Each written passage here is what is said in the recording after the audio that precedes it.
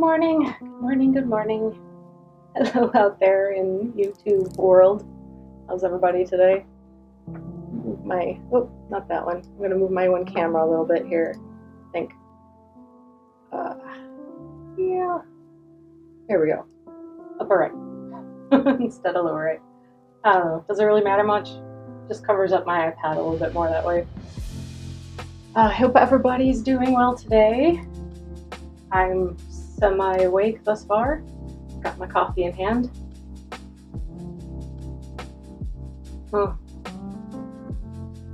That's pretty good. I was shopping for coffee a couple days ago. Didn't have enough to make it through the week. And I usually buy it from Costco because it's pretty economic. So it's been a while since I bought it from a regular grocery store. And when I was shopping for it, I don't know, it's been a while, but not like years, months. And I was like really shocked at how all of a sudden everything seemed to be so much more expensive. I think I used to buy a regular bag of coffee for $6-7, and now everything's like $9.99 and up. So got one from Sputnik Coffee from a cafe that does small batch roasting in Chicago, right around here, and it's really good. It smelled amazing when I was like pouring the coffee into a little grinder hopper thingy, but it's pretty good. So for whatever that's worth, if you ever have the chance to check out Sputnik Coffee in Chicago, that's some pretty good coffee.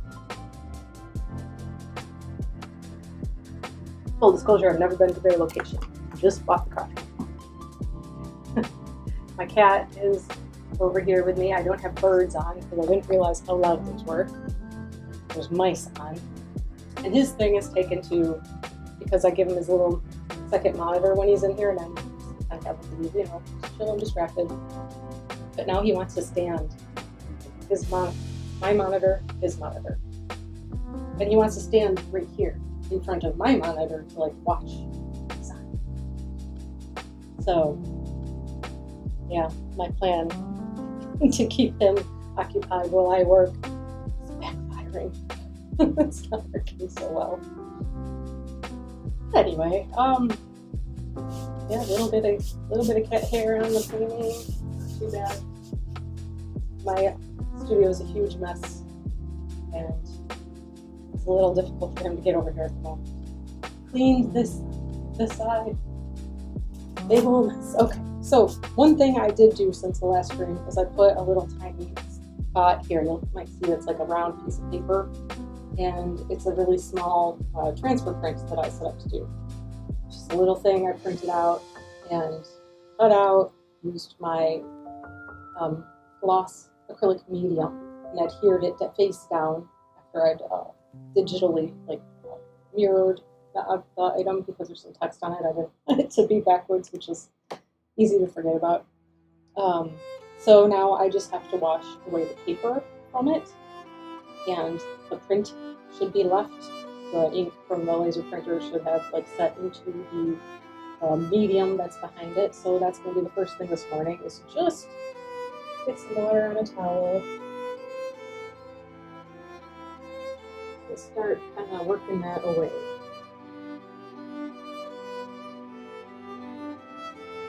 Hope everybody's been having a decent creative week this week so far. Always seems to be busy. It always seems to go too fast. I always think I'm going to get more done than I actually do. So this part is, you got to be a little bit delicate because you're kind of working away something, but you're ultimately on top of paper, watercolor paper.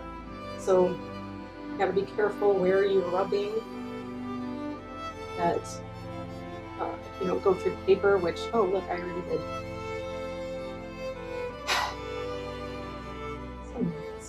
That's okay. It's all okay. What can, whatever remains, remains. It just didn't, that spot did not adhere. It's almost as if there wasn't any of the medium there to adhere. It's like the whole medium just came up, so I might have just not applied it well enough.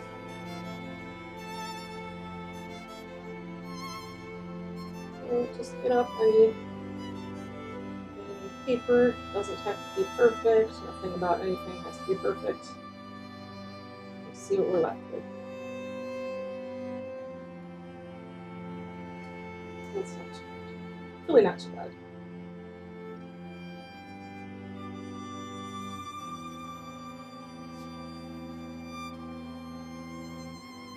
And in theory, you can work pretty good. Aeroslet! Hello, hello. I'd say good morning, but I know it's not exactly morning by some of it's not there. Wherever there was the medium, I could really work into it pretty good because that kind of was like a layer of protection. But anywhere that there isn't the medium, gotta be careful. So this is, I don't know how much you can see, it's kind of small, but it's a top of a pill container where it says like push down and turn, close tightly, push down and turn to open. I don't know, that just has been in my mind to use that for a while, and I found a little image that I liked. I really cranked up the contrast on it. Technically morning for both of us. I guess it's true. It is true. So what I did a little bit of a transfer print. I set it up to do it yesterday, and it was just a little print out of a bottle cap, and it's the paper that was on top of it, like the paper that it was printed on, like adhere it face down with the gel medium, acrylic gel medium. Let it all dry in there really good, and then the next day you can kind of work away the paper bits. With a little water and relatively gentle working, I guess. Yeah. So, well, that didn't take very long. Get that off of there. I have some notes I've made and some ideas for what I'm going to do yet in here. I have to admit that I'm feeling very much still not awake. So it's sort of like that, sure I want to go put this line there when I'm not really on top of what I'm doing. I'm feeling that. Oh, yes, I can adjust the volume.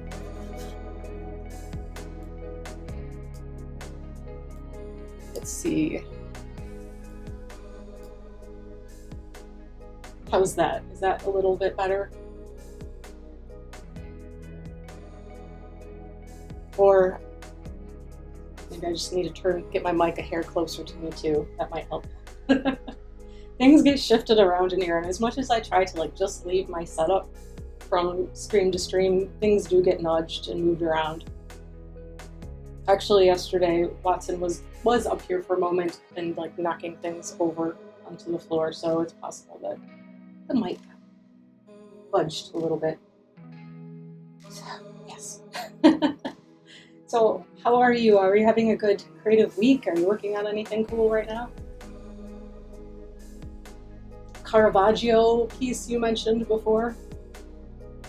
That sounded very intense. And I keep meaning to do some master studies, but then I have mean to do 100 things, and there's just never the time to get it all done. Time, energy, all that. And I did cut out just a couple little bits of things. Like here's a little brain shape that I cut out that I'm gonna throw in here. Leave out there. So it kind of becomes off of that shape.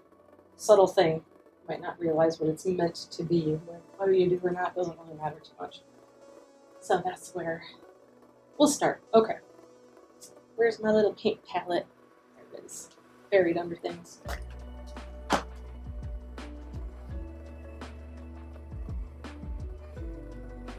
Let's get some glue down.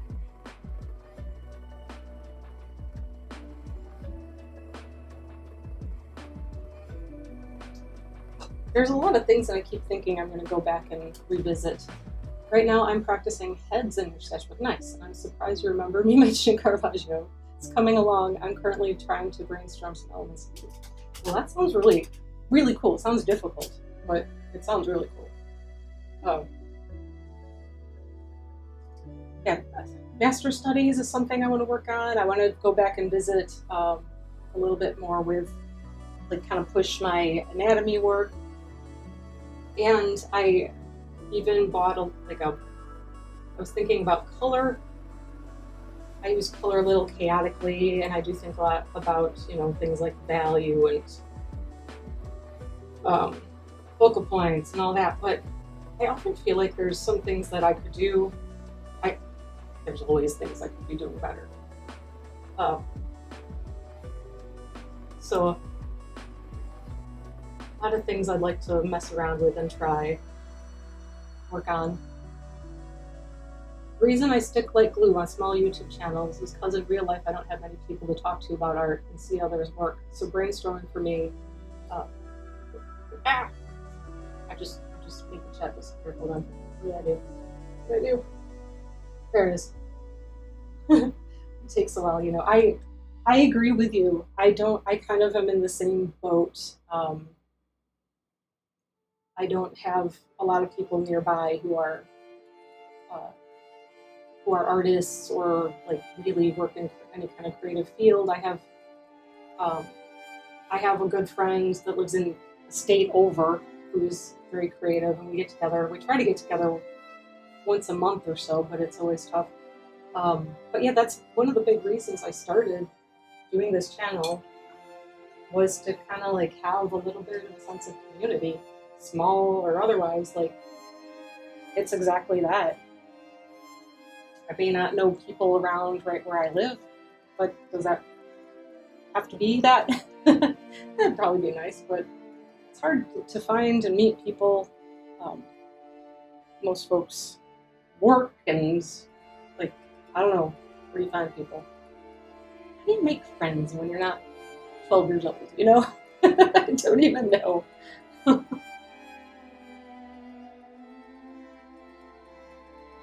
Yeah, it's a weird thing. Yeah, but the other element of me starting this was just, it's like an excuse to dedicate some actual just studio work time. It's like I am accountable. I'm accountable to anybody who comes to hang out, and I'm just accountable to my, like, promise to deliver on, being here. So it kind of helps me in that sense of, like, I can't distract my way away from getting at least something done in the week, like actually creative painting or something. Because it's so easy to get bogged down in, rabbit holes and, I need to do this accounting thing right this minute. That kind of thing. Yes, being close accountability equals hate relationship. Yeah, it's really hard trying to find the things that actually work for you. That's always my struggle.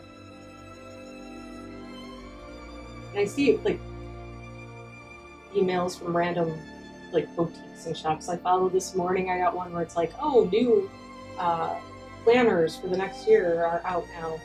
And every time I see it, I'm like, ooh, look at those pretty planners. I kind of want to get a planner. I have no idea how many times I've bought planners going back to my college days and never followed through with doing any of the work on them. Like, I get it, I write stuff in it, I maybe look at it a couple times, maybe update it for a few weeks, and then it's just like, it doesn't exist anymore. Lost in the piles of my desk and in the depths of my brain, and I just don't even have it. It's like it never even happened. So that sort of thing is frustrating. Quite frustrating. But every time I see a cute planner, I'm like, ooh, I want to get a planner. I should get a new planner. Every time. We're going to cut out at least one more shape, maybe two. Kind of like start pulling this space. then we'll get out some more paints and things too.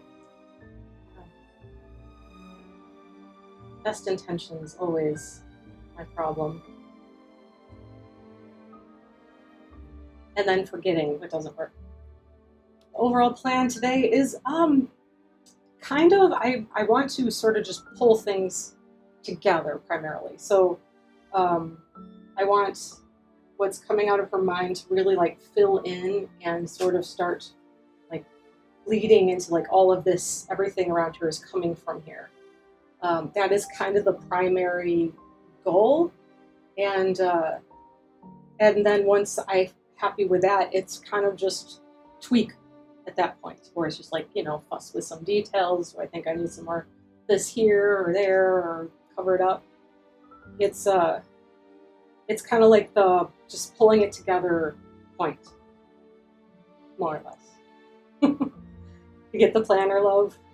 Even your stationery, yes. It's just like, it's the pretty things, and sometimes that tactile, like a beautiful cover, the feel of it when it's got like a nice smooth paper or whatever it is. Like lovely designed things are such a weakness.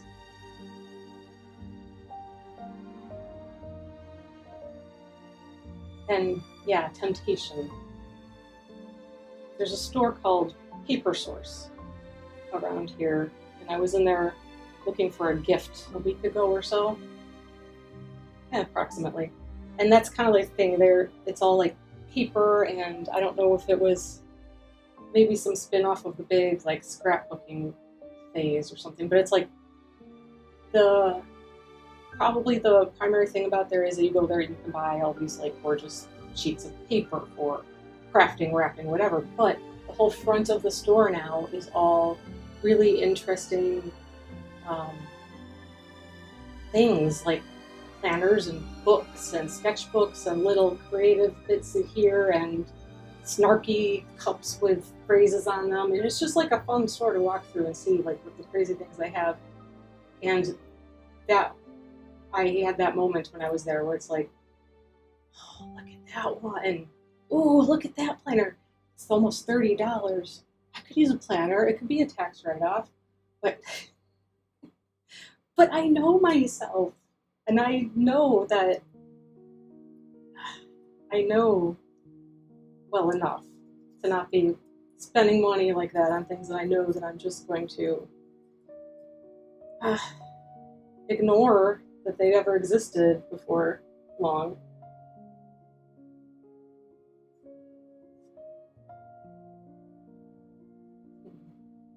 I might use back those too, kind of like that, like some big text that just becomes graphical elements.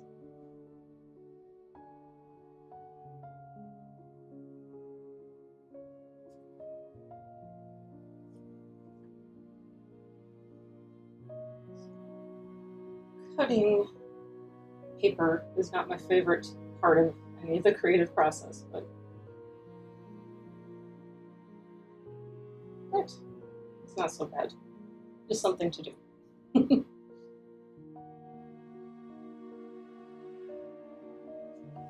What else have I got that I can maybe pull something from over here? My little pile of garbage. It's really some dark green leaves and some background. That's from a really old magazine. Well, maybe not that old. Full color ads and a photo ads, so I don't remember that. Okay, let's just get a nice curved bit out of here.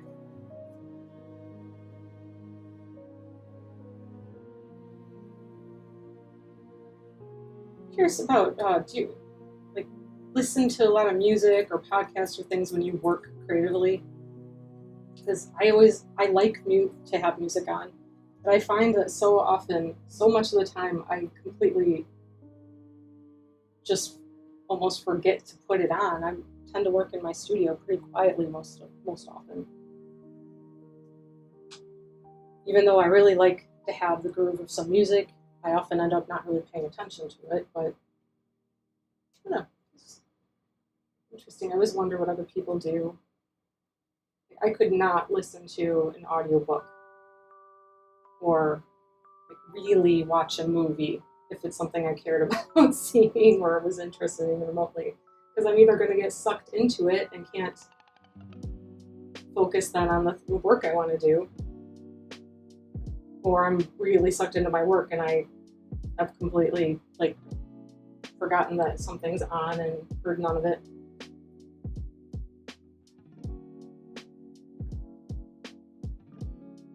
I need music. I need something in the background, but also if I'm working on a scene, the music directly impacts my work. Yeah, I think it definitely can. It affects, our mood and everything too. So maybe if you can match the music to the mood you're trying to create.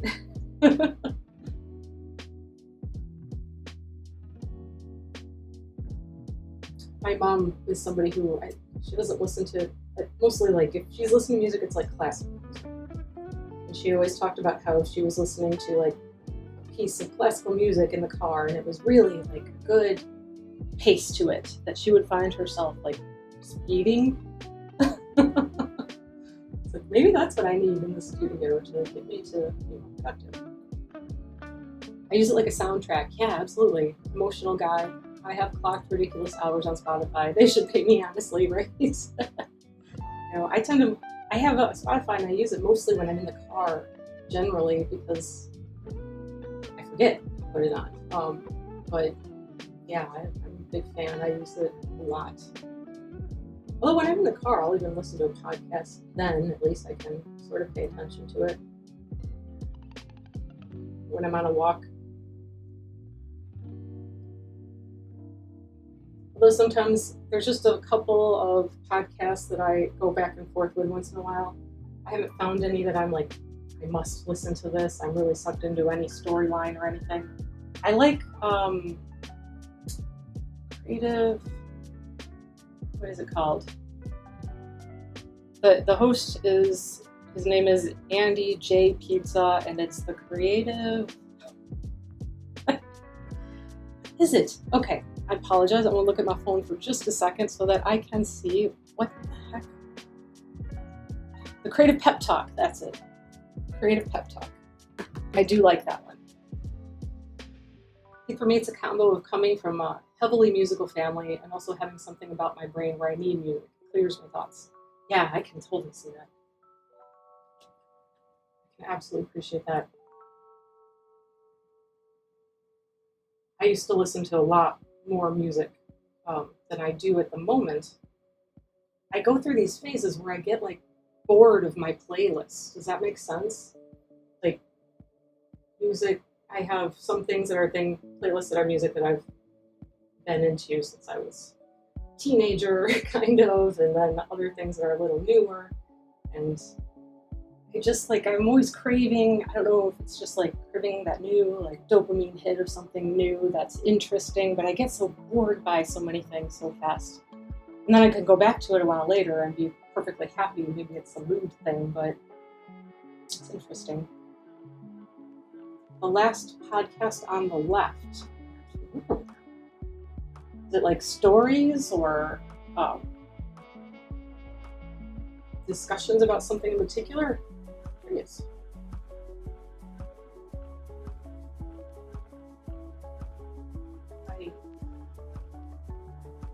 I've listened to some that are specifically oriented towards artists. I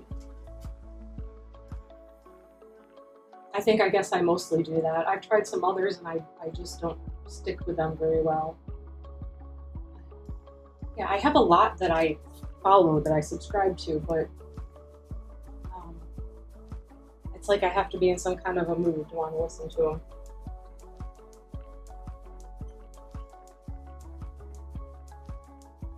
It's the one.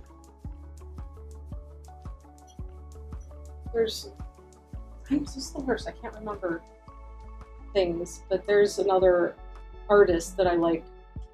She does something curator. 3 dudes sitting down covering serial killers, cults, aliens, and other topics like that. Hauntings. These dudes I've been following since they first started. Now they're huge and hilarious. Love this school. That sounds pretty interesting. I followed for a while there's a Freakonomics podcast, and there's been a few episodes of that can be good. I've tried some from comedians. I've tried some that are horror stuff. I just have an issue with focus and attention span, I guess, maybe. True crime is a genre that I've never really gotten into. I don't know why. Freakonomics is okay. I can recommend a lot from different genres. Yeah, it's been years since I listened to just a couple of episodes, and I think I got bored of it. I looked at psychology is something I really like. Oh, ASAP Science. I wonder if those guys are still doing podcasts. I really liked them. They would take scientific studies and then really break them down, but it was entertaining and funny. The Dollop. Dudes covering history. One of the dudes never knows what the topic is. Oh, interesting. That's kind of fun. Dollop. I'm gonna have to start. I gotta write some of these down. That's something that's kind of up my alley. I like weird historical bits. I always like to learn random things. Because it's the weird random things that I'll actually remember for some reason. Nothing important, though. Just next to my paint markers. See, I tried to clean up my space, and now I put things away. They're not where I want. Ugh. Okay. Got a whole drawer of different paint markers. Want that one for sure. That's what I was thinking. And I guess we'll just keep by for a moment. In arm's reach. Okay.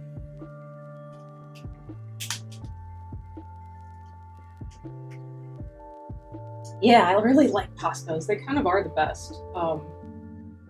Although I did buy some oil-based markers, paint markers from Arteza recently. I haven't tried them yet, so I'll have to let you know. Seen the new hot dude on the podcast rack. He's 200% science. So that's a new station, or a new station, or some radio. A new one I'm not familiar with. I find our minds so endlessly fascinating. Human brain and why it does what it does, or doesn't, in some cases. Here's my scrap. There we go. Just had to get it flowing for a second there.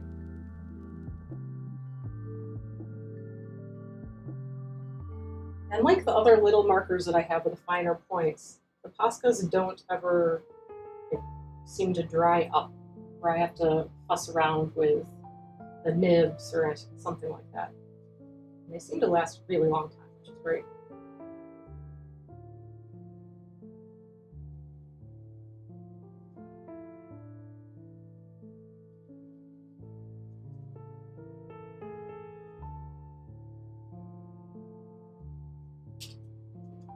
Little tip there.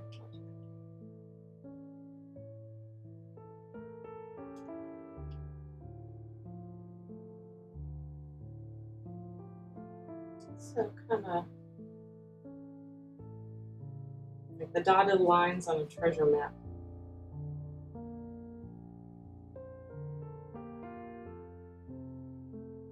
I used to do design work for a local park district, and one of their facilities was a place called Pirates Cove. It was a kids' theme park. And so designing little maps, like little treasure maps, was often incorporated into their work I did with them.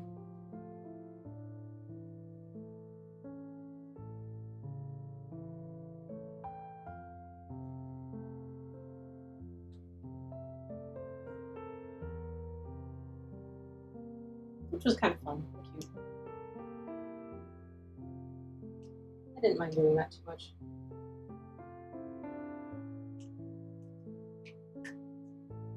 problem with doing in-house design work, I think, can be lack of like creative direction discussions. There's often just like a designer and a marketing manager, and it becomes just this tunnel vision thing where you're never really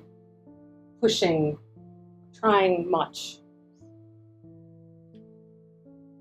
Huberman Lab.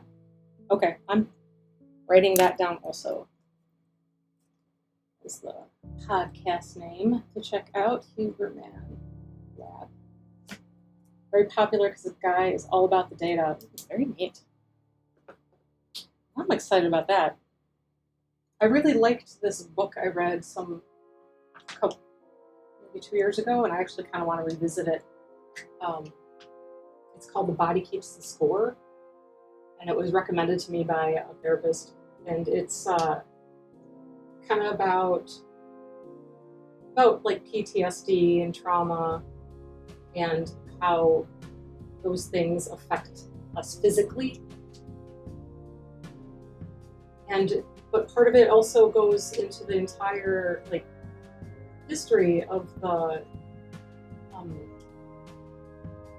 whole area of psychology. It delves into some really like how things were treated, how things changed over the years, and it was really, really cool book to read. I remember being told before I started that, you know, some people find it upsetting or triggering or dry, very dry. I did not. I was fascinated the entire time I was reading that book.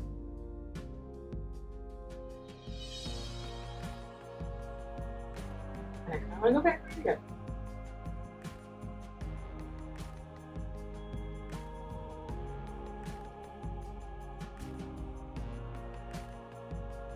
Let's look here for a second. My initial inclination was to avoid pink in this area because there is this kind of like pink tone in the background, but I think it kind of needs some bright pink tones back there too.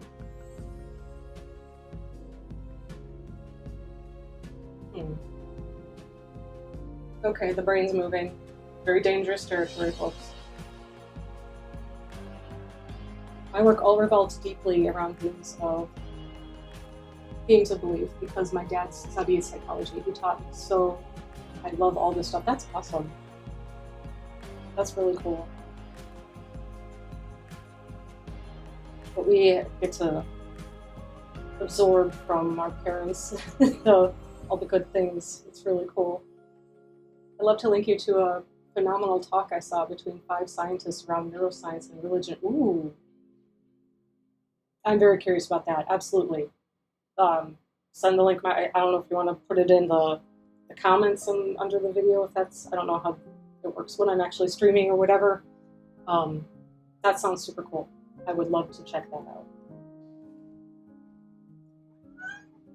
Oh, and there's Mr. Watson. Hi, you coming to say hi already? You bored? There's my cat. Okay, you can stand in front of the monitor now and it won't bother me. He's so helpful. Okay. What am I doing? I was trying some new art supplies yesterday.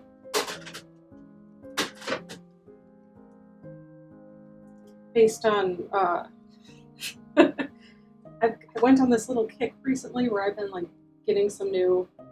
It's okay to link to other vids here to know that, yeah, absolutely. I would love to. I have no problem with that. Please do. I think that would be incredibly interesting. I'd love to see your palette knives. I've been kind of on this like kick of, which I needed to stop, like absolutely stop, is buying art supplies. Look at this stupid thing. I mentioned before how I hate some of these lids, these tops. The ring of the top, like the top part of it came off, but Like, this is part of the top that's still around the neck of it. And this is like a brand new full tube of paint. I'm slightly annoyed at that. Rather annoyed. Oh my goodness, I need to recut my little plant there. I think it's going to die. Gosh, I just hate those lids. Makes me angry.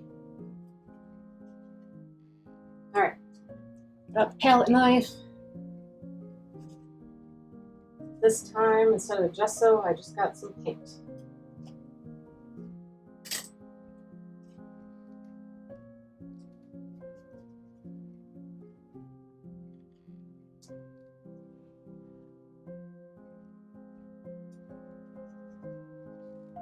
Yeah, I've gotten like quite a few new art supplies things recently.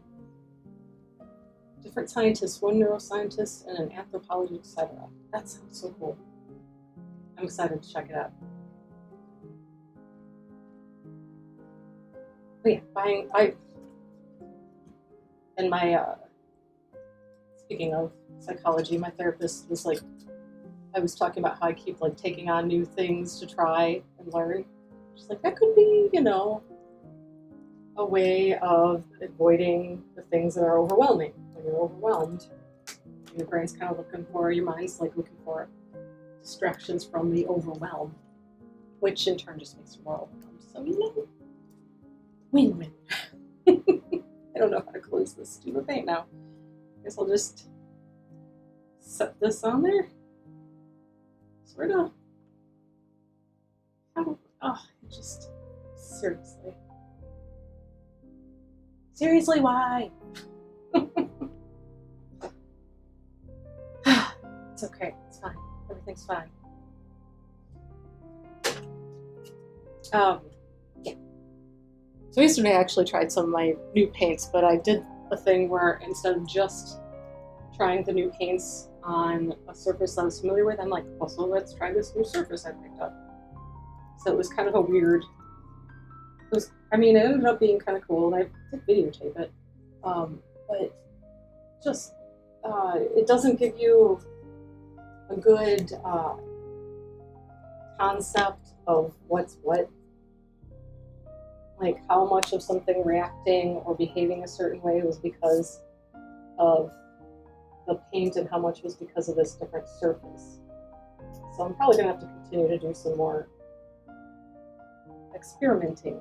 I guess I didn't expect things to be so different. It was a type of watercolor paint, and then I used it on a mixed media paper pad instead of watercolor pad, which is what I would normally use. But I happened to pick up a mixed media pad and a small sketchbook to carry around, and yeah, well, I had it out there. I decided to try it out, and yeah, very interesting. Very interesting.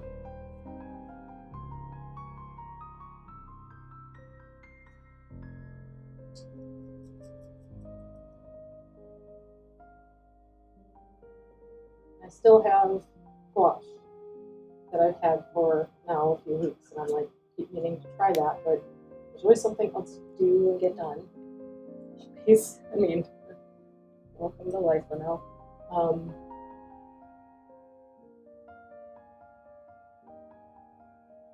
And what else? Oh yeah, the oil markers, because I'd like to continue to work the way I do even if I'm working with oil paints. Which I haven't, I have one piece in progress that's actually needed a few months to dry because of me not knowing what the heck I'm doing when I was looking on it last. And I haven't done anything with oil since I've had to let that sit to rest, to dry. So, it's so kind of interesting and arbitrary and perfect. I don't know if you can hear that. That's my cat trying to attack my sunscreen.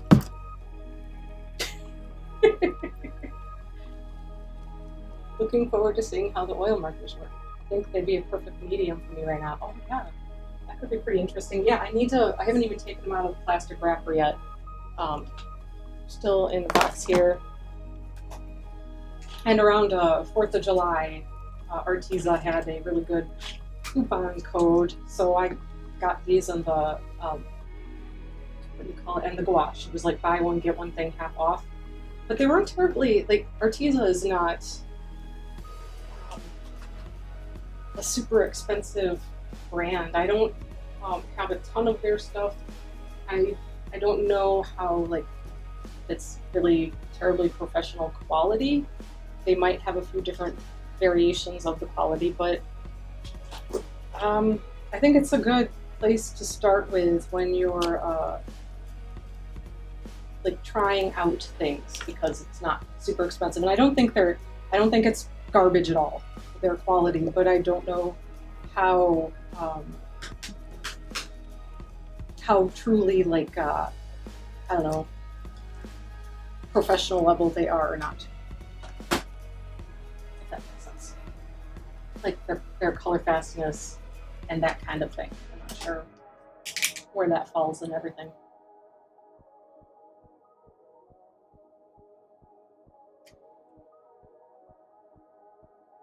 Okay.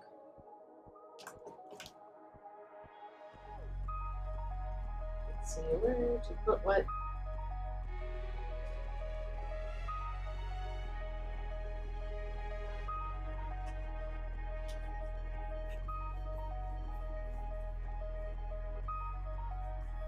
Getting just chaotic enough that, like, there's all these little bits of wet paint everywhere and I keep sticking my hands in it. Yeah, I don't remember exactly how much they cost. It was probably 20-ish something, maybe. Somewhere in that vicinity of amounts.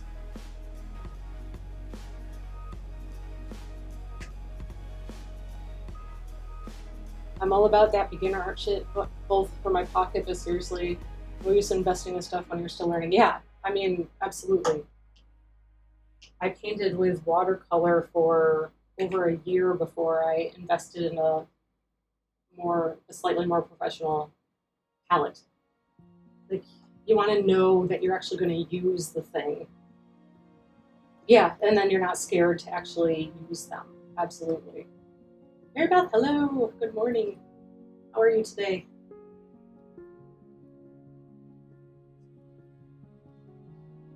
Yeah, the last thing you want to do is get like get a new medium to try, but then be so like afraid of wasting it or something that you don't even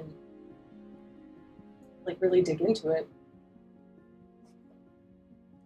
Experimenting is perfect for, and so many mediums, like, you don't need the crazy expensive thing, especially right up front. I think watercolor can be tricky, at least just primarily in terms of the paper more so than anything else. But even then, middle of the road stuff is probably fine.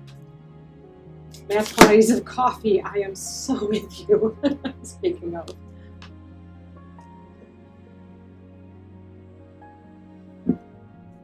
Are you catching the mice? Good job, baby. I have a mouse video on the screen for him because it doesn't make any noise, but he's making all the noise because he's literally trying to catch them. So if you're hearing crazy sounds in the background, that's Watson. Mouse hunting through the screen. Really loves it. Nice shake up from the bird videos we've been watching for a while.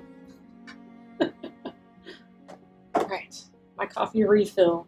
Come prepared. Of course, I'm probably going to spill it on myself. Ow, only a little bit. Ow. Ow, that's hot. I think I just jinxed myself by saying that because I did just dump it all over my leg and the carpet. And then I used the towel that has paint on it. You know, some people shouldn't be allowed out of their houses.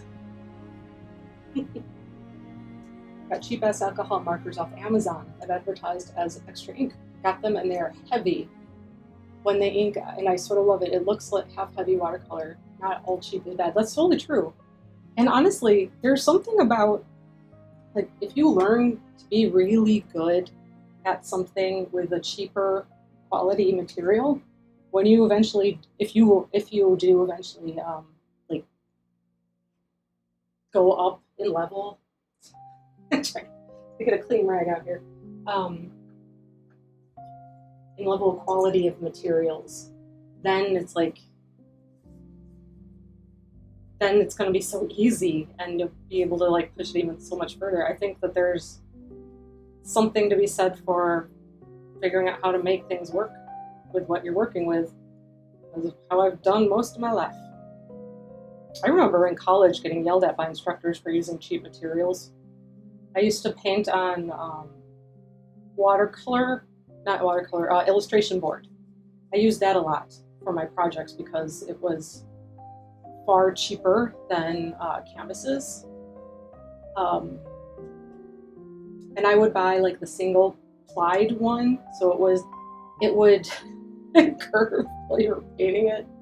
So I get yelled at for using cheap paper to paint on, and then I'd have kind of cheaper brushes because it was just what you can afford to get by. It's like, man, I'm eating ramen noodles. I can't buy a $30 brush. But I just did. I've had a piece of illustration board that I'm going to use for something, and I just gessoed it yesterday, and it's doing the folding up thing a little bit. It's all dried now, but what I'm going to do, which I've done before, trick I learned was to paint an X on the back of it with pretty heavy gesso, and that will kind of like pull it back, so hopefully that will offset. Garden is flowering and starting to produce. Need lots of water. We keep missing all the rain. The wind makes it dry fast. Art is going. Yeah, the weather's crazy these days. Hot all the time. I happen to have gone into the city to meet up with a friend on Sunday. Today's, gosh, it's already Thursday. It's so crazy. Anyway, I'm gonna grab a paint, want some yellow. Some yellow ochre. And it was not bad weather-wise. Kinda. Well, it wasn't humid. It was warm, but not humid. And that's my kind of weather. I can deal with it if it's not so humid. A little better. And we just met up at this really nice vegan restaurant and had a really good coffee and lunch and sort of just like spent the day walking around. And we had, by the time we left, because we mostly just wandered and talked, my watch filled my exercise ring 3 times, and that has never happened before. This is not how I roll. So that was kind of funny.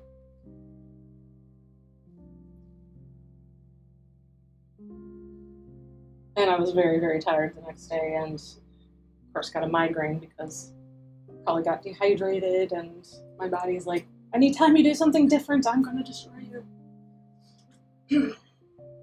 So yeah, that's fun. Okay. Put some dabs of paint. I'm going to paint those out into little circles, let them dry, and then I'm going to paint those circles.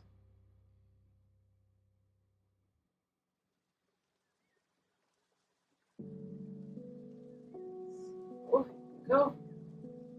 Try to get it relatively round, sort of.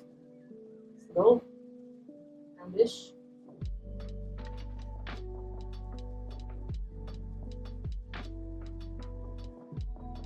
Watched a really weird movie yesterday. When I was like, kind of settling in to chill out for the evening. And I had my weird little paint set and paper that I was trying out.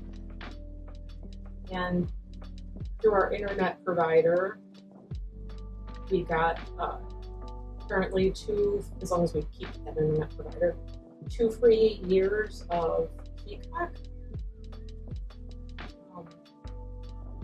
streaming service. So I pulled that up and just check it out, see what they had. And I ended up watching this movie called Doppelganger. And it's from 1993, and it had Drew Barrymore as, well, she was one of the, I guess you would say she wasn't exactly the lead, but she was one of the primary characters. And it was nuts. Like she's not as young as she was in Firestarter, of course, but quite young. And she's playing this character that's nuts, kinda, and in some of the scenes, she's completely vampy and super sexualized, and it was so weird seeing her in that role. I picture her as more like the romantic comedy sort than the weirdo, semi-psychological, but mostly body horror movie it ended up being. And it's just like every time you thought you kind of figured out what the hell was going on in that movie, it took some directions. So, I wouldn't say it's a great movie. It's weird and interesting. Worth watching if you're curious, perhaps. 1993 Doppelganger. Yeah. How many times in the last act of that movie was like, what am I watching? Happened several times. To my delight, mostly. It's quite weird.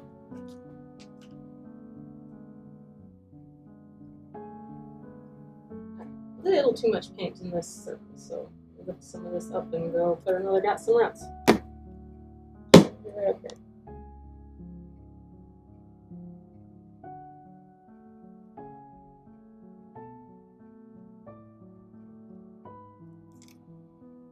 Now, running into the problem with wet paint and trying to get the right angle.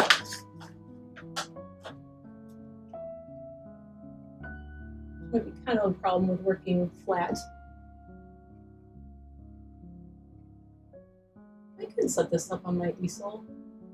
Since it's not like a huge painting, it's a little trickier to get the really good video of it.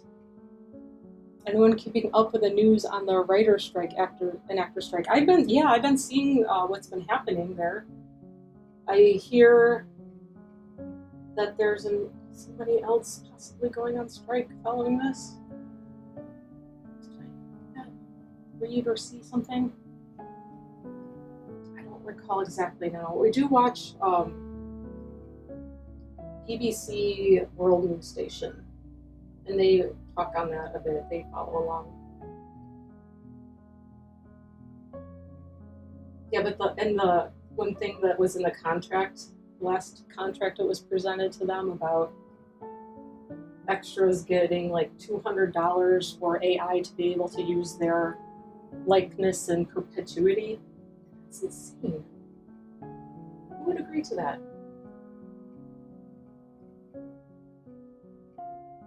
Sure, give me $200 to never have to hire me again. What? No. And an almost offshoot from that, the whole AI thing. I don't know if anybody's ever played with AI systems. I not really, just haven't had any need to. But I was reading again this morning that ChatGPT is the one, right? That now it's gone from, in a couple months, from being able to answer a mathematical question with 98% accuracy to being more 2% accuracy. Crazy. Weird and interesting and a little foreboding.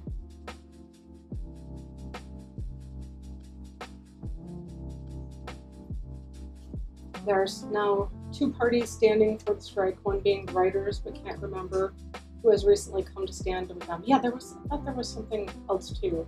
I wouldn't either, maybe 1,000 each time they use it. Yeah, that's right.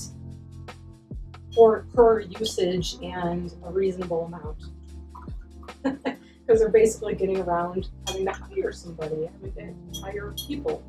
If it's worth it to them to not have to worry about working with actual people, but they want their likeness, pay for it. Yeah, the AI is scary. The speed of it, because nobody really knows exactly where it's gonna go, how it's gonna affect everyone. The talks of it around art have been very interesting. People really using it in those forms. The AI generated artwork stuff.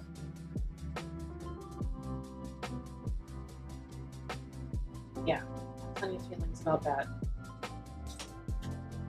That. It makes it really irritating knowing how much the executive makes. Yeah, what they say, $70,000 a day? Never made that in a year. Absurd. It is absurd. Beyond absurd. Just. I remember some study once about how wealth changes people, like trying to determine if actually, like, by making a ton of money, if you actually become a less compassionate person. And it actually played out in the study to kind of be true. That, like, once you reach a certain point of wealth, there becomes more of this disconnect. And it was really, it's been a long time since I read it, so I apologize I don't remember the specifics, but it really got into that kind of thing. It was, all these weird things are, it's fascinating and sad.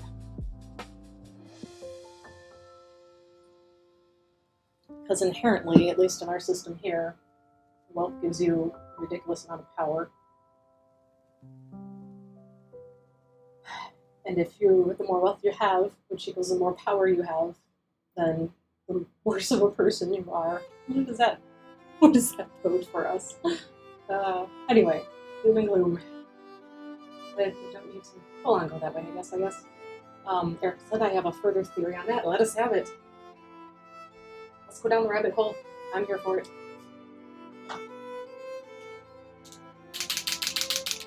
Where'd I put my notes? The things I was thinking about adding on here.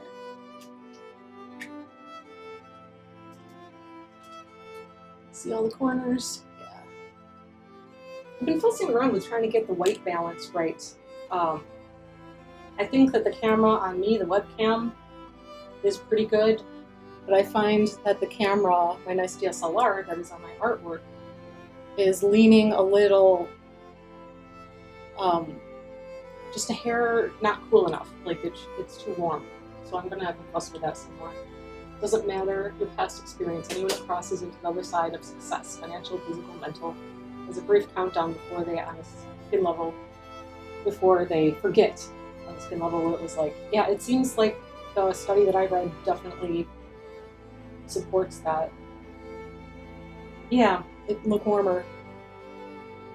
And I've been fussing with some filters in my streaming software and messing with that for the last week or so, a little bit, but I probably need to go into something on my camera and figure out how to adjust white balance, because it's set to auto. And I know enough about how to use my camera to get myself into trouble. So I will have to screw around with it a little bit. The light dome would probably help. But I have all daylight lighting in my studio, between 5,000 and 6,000 Kelvin bulbs. I have a studio light right here that's coming down on the artwork, and it's a little bit on this side of my face. But so the lighting should be the same, a little cooler. So, I've spent a lot of time tweaking my ISO levels and that sort of, and my all of that kind of thing. It's there's something else. I've got the contrast right, so you can see all the things. Nothing's getting washed out, but it's also not too dark. But it's just that temperature. It takes a lot of self-awareness and focus to be able to bring yourself back to a space of empathy and compassion. Yeah, it's like a skill, pretty much. I think. Empathy is something I suspect we're actually born with, but gets almost learned out of us, I guess, as we become more self-centered people that need to learn how to survive and sometimes take that to whole other levels. I was going to put on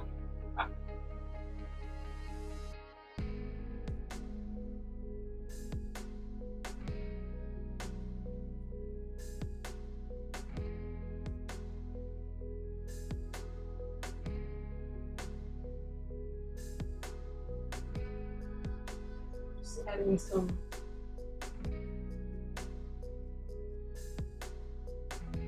little marks up at the top in the corner here. I'm kind of thinking about like numbers or things that kind of at least almost represent numbers, as if budgeting or accounting, like that kind of thing that's always in the back of your mind.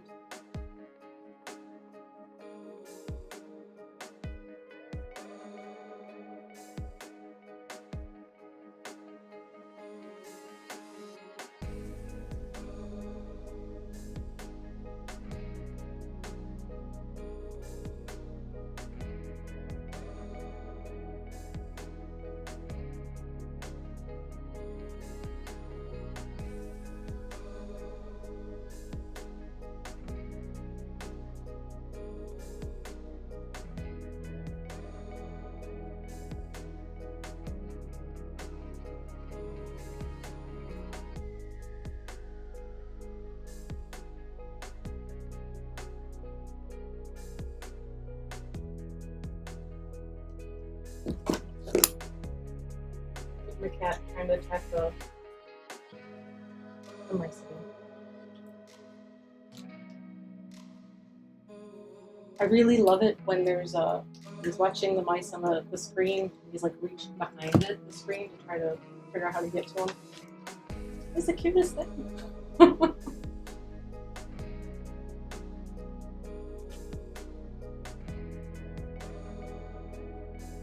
Okay. Some progress happening here.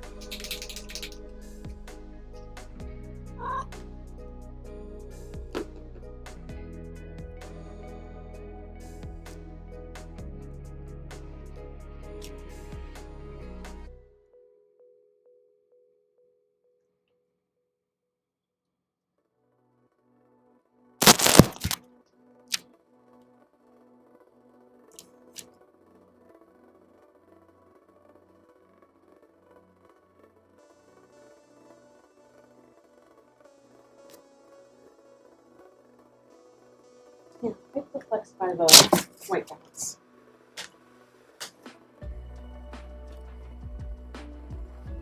There's something else over here too, but I have some other things that I'm going to be adding in a little bit.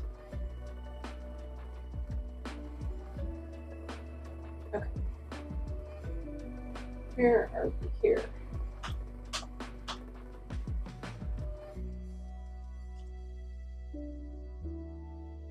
I'm waiting for these circles to be dry. They're quite tacky still. It's getting there though.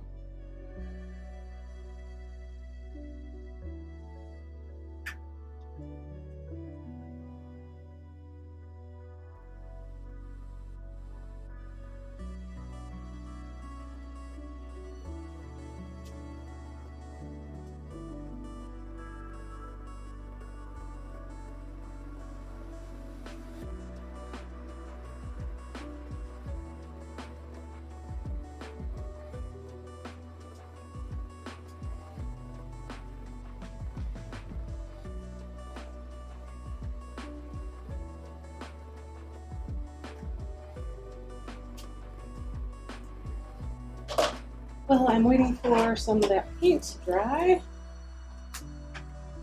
Grab some pencils,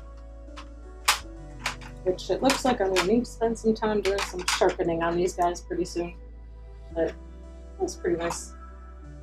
It's remarkable that I can have a set that has what, 36 colors or something like that. And I always feel like I can never find the color I want. 36 colors.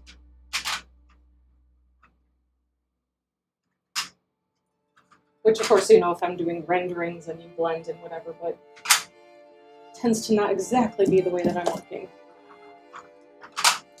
find a place to put things without knocking my coffee over on myself. To the side here. Let's see. What do we want?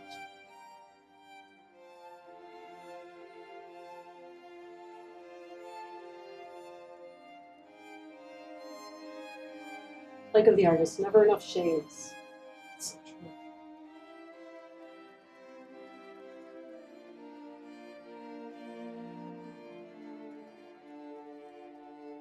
I shared something, a story on my Instagram account. It was last week, where it was like the plague of the artist. Another one, I guess, was the plethora of constant ideas, but without the time and energy to see them through. Yeah, that really is like the worst thing.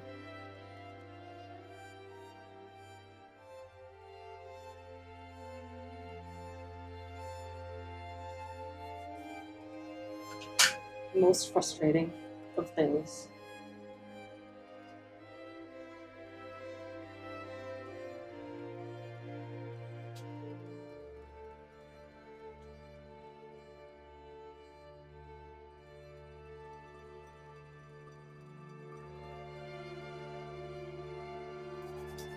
As I continue to put my candles in that food.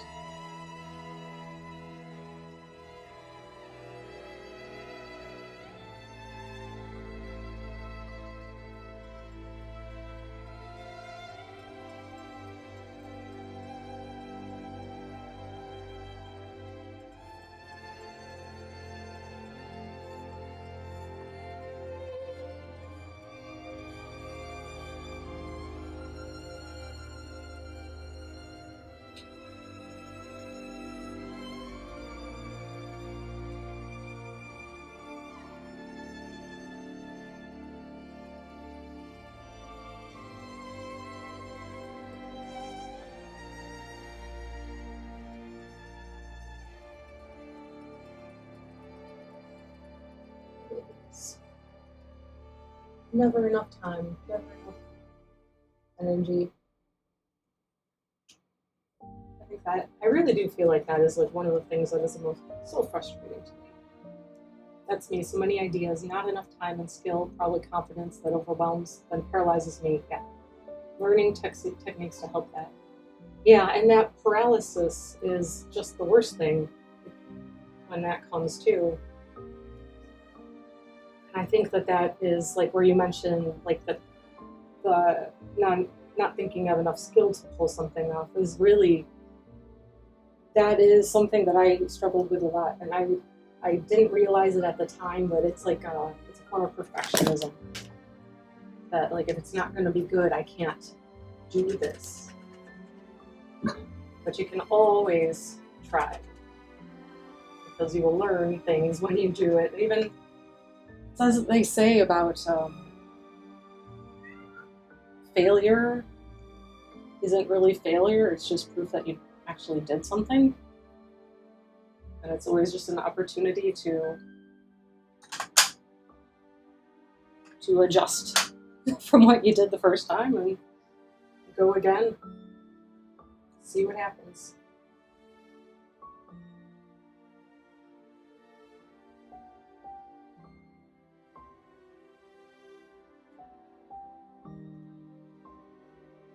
I remember when I was still teaching, I would talk to the kids about that all the time.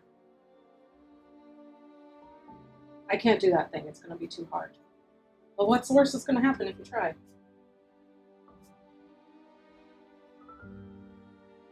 Not that it ever worked, not that they ever took my advice, but I hope that, with enough repetition, they'll at least consider that. Feel that way. I suffer from that every day. It takes your energy to overcome the thoughts and the actual feelings of resistance. Resistance is the worst.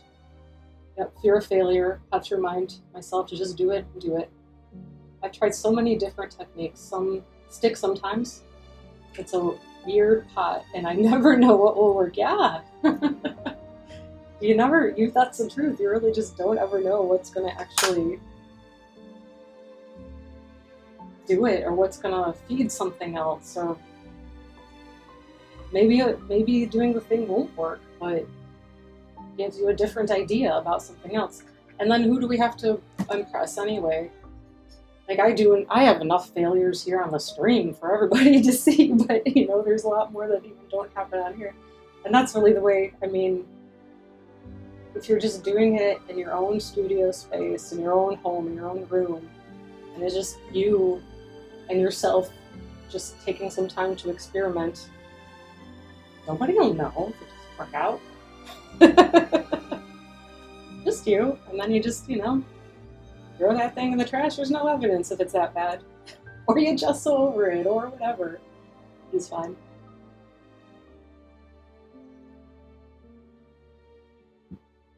That is, but, I say these things because I've been able to overcome them a bit with my work, but I'm very much aware that there's every other area of my life, I struggle with those things. For some reason, I've been able to separate enough in here. I don't know why, but yeah, I think it's just because I spent a bunch of time specifically working at trying to overcome that. Yeah, you don't have to show anyone. Gesso is your friend. That is the truth.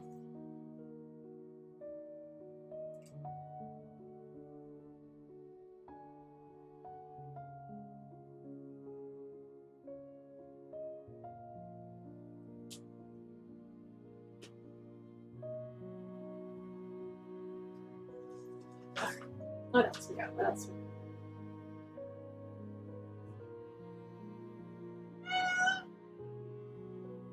Hello, baby cat. What you yelling about? Yeah? I don't know.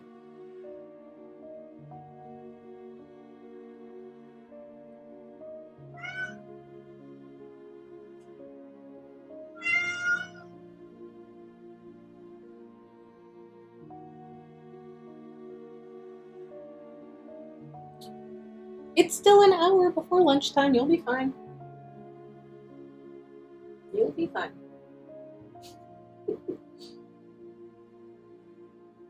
Not like getting yelled at.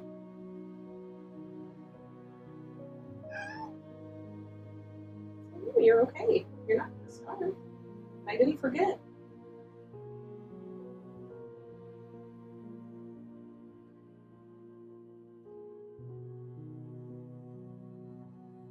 Okay.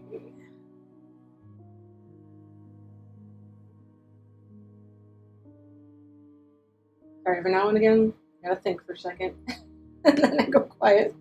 Hopefully the music helps with that. That paralyzing feeling, I have to try to push forward.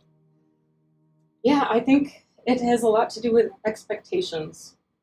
Like if you switch your expectation with something to just be like, I'm gonna work with this and see what happens, that helps if you can get there. My cat is in the window, I'm on the porch outside, and she is answering lots of, oh, how cute. Oh. She's like, oh no, somebody's hungry. They need assistance.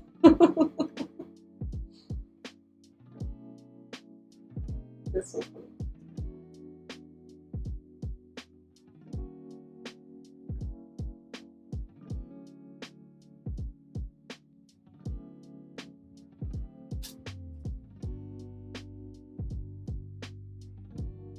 I'm so dramatic about the food.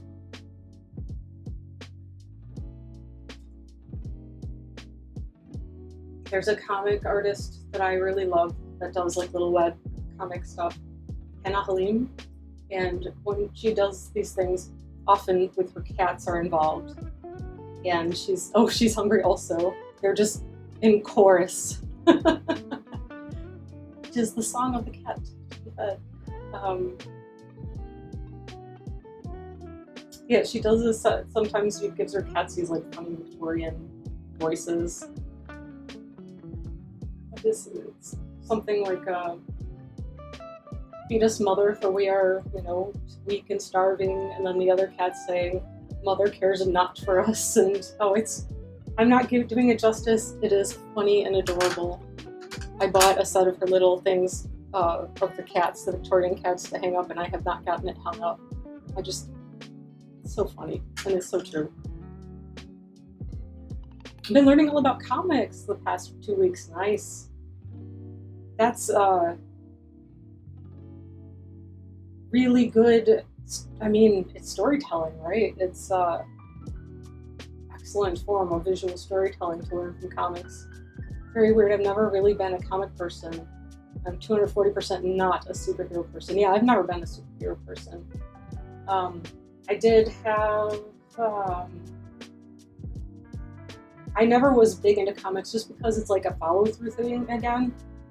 Purchasing a book and then remembering to continue to purchase a book. There was never a comic book store anywhere around me when I was growing up either. I did get into. I really loved Johnny the Homicidal Maniac. It was so weird and like crazy at that time. Really loved that. That was my thing, my comic of choice. That's the closest I ever came to really being into it. But there were only, I think, 6 of the books. So, and then a spin-off of that was I Feel Sick, which I think was only 2, maybe 3 books, and it was about an artist that had like a really brief stint, like a couple pages in Johnny, and that's really great. The girl's like an illustrator. It's a whole new world, and I'm learning the basics for my graphic novel. All the same fundamentals. Oh, absolutely. Yeah, that visual storytelling language. For sure. I know some artists do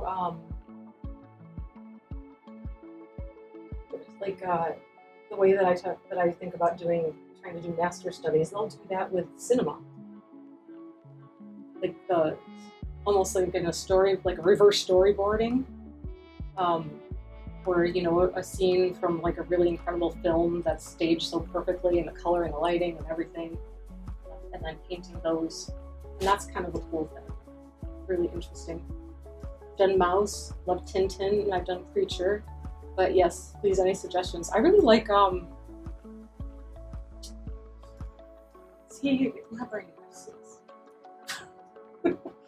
Persepolis. Persepolis is one that I like a lot. It's about a girl, probably close to our age, who it's like her own story. She's from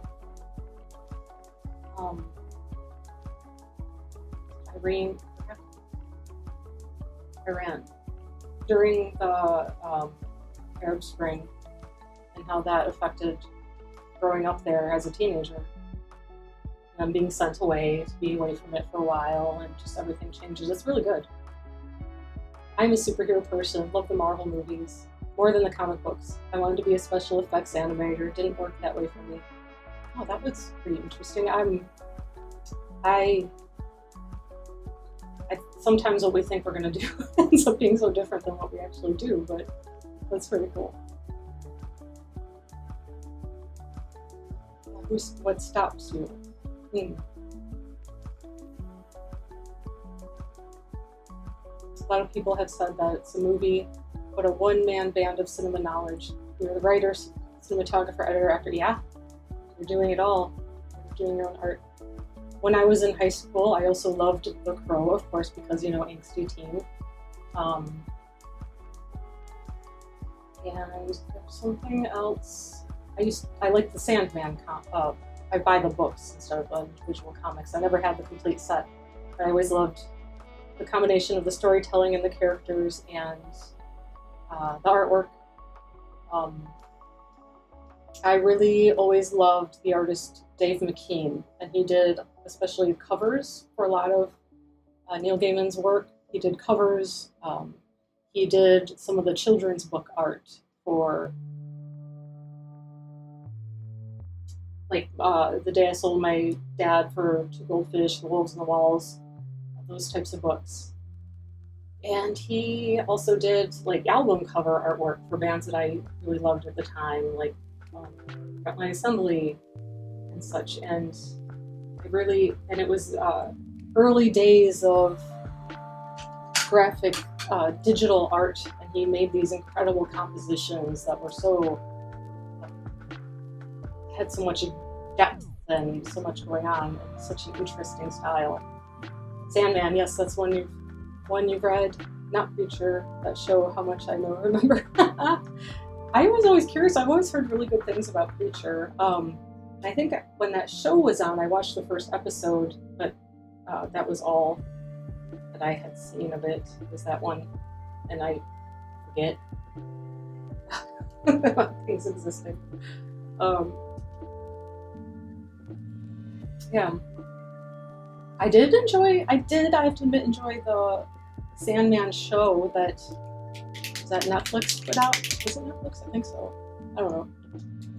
It was just this year, I think. I thought they did a pretty decent job of it, by and all. Location, I did do shadows for Tiny Toons, but they moved me into character animation. I also had a family that's tied to the Chicago area. Oh yeah, things like that. Location alone makes such a difference too. Somebody I went to college with, I think he does some digital, but like matte paintings and stuff like that. It's so crazy cool.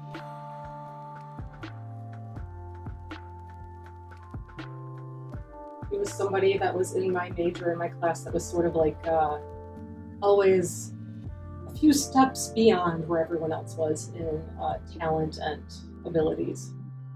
Loved the show, Sandman. I really liked it. And I think I read that it did get picked up for another second season. Of course, these things always change. Things get pushed back and whatever, and with strikes and stuff happening, who knows. But yeah, and I never saw. This one didn't start as a comic or graphic novel, but it was Neil Gaiman, American Gods. I never saw that because it was always on Showtime, and I never had Showtime. That's how I started science films, matte painting on. Oh, that's so cool. At EB. That's awesome. I used to think that I wanted to get into doing things like comics and concept art. But then once I started to actually like dabble my toes into that industry, it didn't end up being a good fit for me. I didn't end up enjoying it the way that I thought that I would. So sometimes what we think, there's occasions where what we think we want isn't in fact what we actually want. American Gods is good? Okay. I'll have to look into it. Isn't Good Omens is that Neil Gaiman and Terry Pratchett? Something like that. I accidentally watched the last episode of it when I went to watch, I'm like, oh, what the heck, I'll watch it. I had some time when I wasn't at home, just sort of downtime house sitting. I'm like, oh, watch the show. And I put it on and didn't realize that it started with the last episode. I'm like, oh, we're really getting into some serious stuff immediately. And like, oh, yeah, okay, now I know how it ends. Do I need to go back and watch the rest of it? I'm sure it's good. It's one of those things. Silliness. Alright, I'm looking for... what am I looking for? Different colors here. Decide which ones. Alright, I need something light.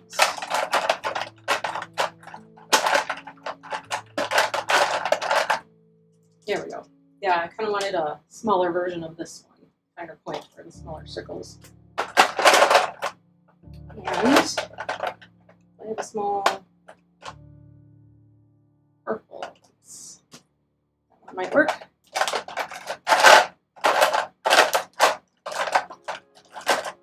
Ooh, this one might be better. That's assuming that I can get them moving. But the last time I got some new art supplies.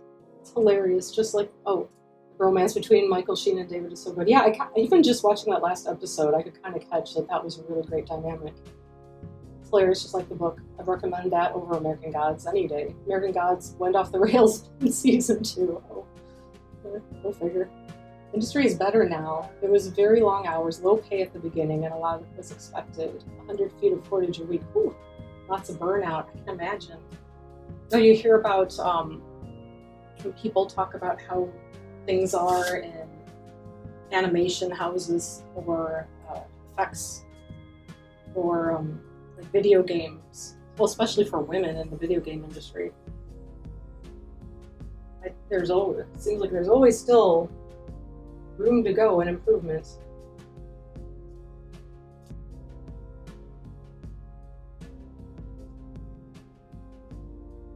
But it's good to hear when anything gets actually better.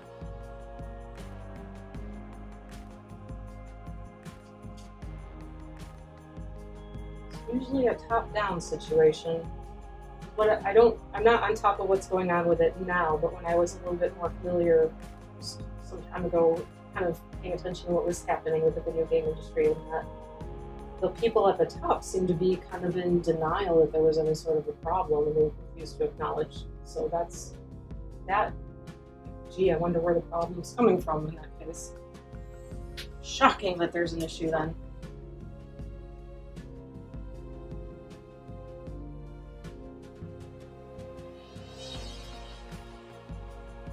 These are T-Stro markers. These were a very cheap Amazon purchase. Are good for certain things. I talked a little bit, I think last time, about how the nibs sometimes dry out. And also, they don't seem to love to go over other paints, like over other dried acrylic paint. It sort of wants to just slip on it. So I'll have to see how it is once it's dried on there.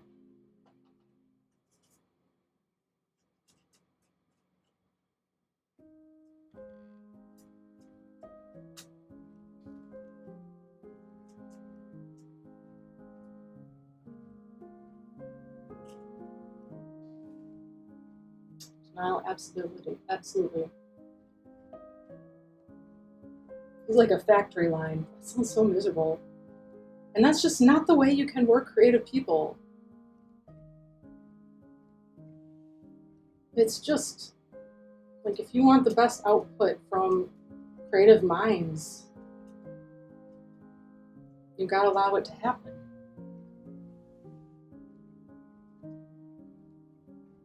It's very irritating that it works out, but that's how things often work. I remember looking at a company nearby here in the Chicago suburbs.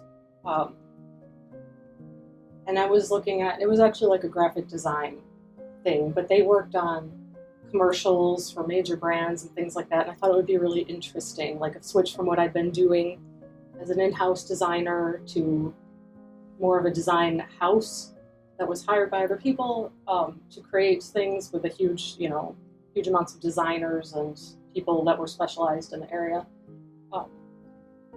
And I applied and I had a good deal of experience, so they responded to me pretty quickly. They were very interested, but like they wanted to pay you as if you were barely out of college. At this point, I'd had 10 years in the industry. And they wanted to, and you were expected to work something like between 50 and 60 hours a week. And it's like, and it was salary, so you wouldn't get overtime. No, I'm good. No. Thank you, but no.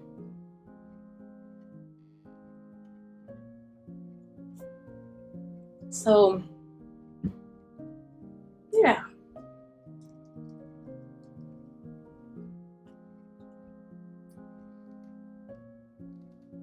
Is this going to work at all? I'm trying to paint with these markers over. Because this one just dried out. Oh, here we go. We got some paint flowing.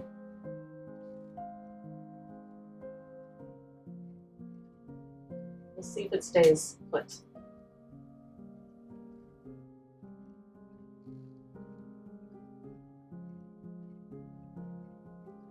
We are well on our way to just being in the fuss stage of this. But RIP the person that took the job, right? But I loved it. I worked hard with 2 little kids at home. Loved it. Lots more to the story, just can't share. Oh, get that. Totally get that. But having something that you love to do creatively is the best. And when you don't have that love and it's a cranking burnout kind of thing, that can be soul crushing, very difficult to manage.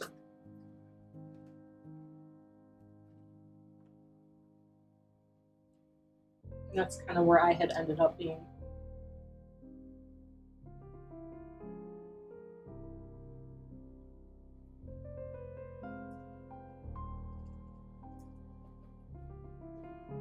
It got to for me, with my last work, it got to the point where I couldn't even come home and be creative. I was just so burnt out.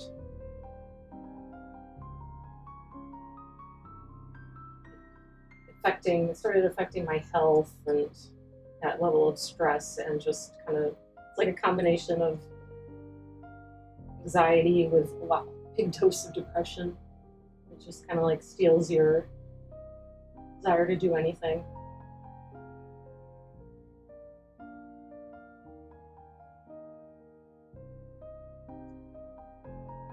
That's how I ended up in Harvard, to get away and recover. I understand that. This is a much quieter little town for the most part.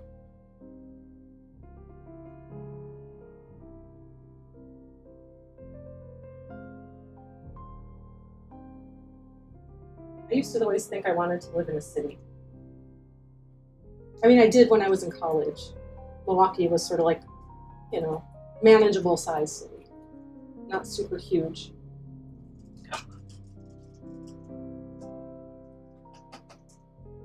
Easy enough to get around, not as crazy expensive and intimidating as Chicago can be. As I've gotten older, I don't think it feels like it'd be just too much stress, but I used to think I'd want that, just to be around hustle and bustle and people doing things. But even having been in the city this last weekend for a day, it was Sunday and we were in the Boys Town area, and that place is, talk about bustle. By 4 o'clock in the afternoon on Sunday, there's serious action going on there, and loud music and things, and and then I'm yeah, I don't have it. I don't have that anymore to be around that all the time.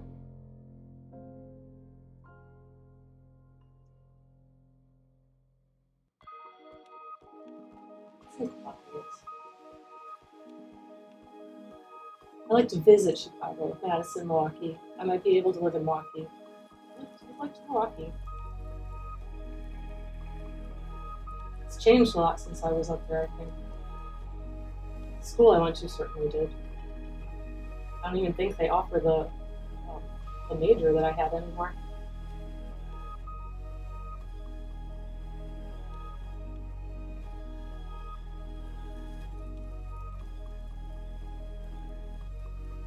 March is on. I haven't been up there for a long time outside, maybe driving through once in a while.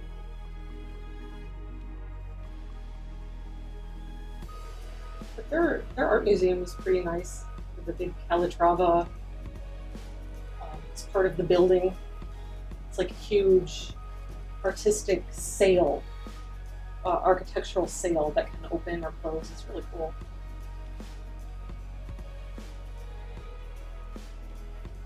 Been there in so long, and it's only an hour north. Just you got to have a purpose. I don't know.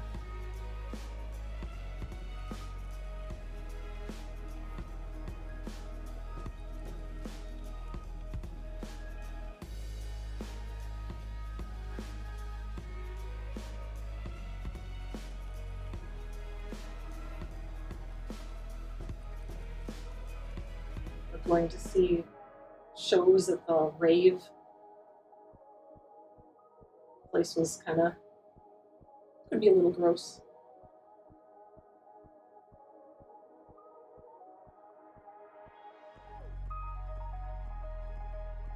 as far as I know, that they're still alive and kicking. Having shows.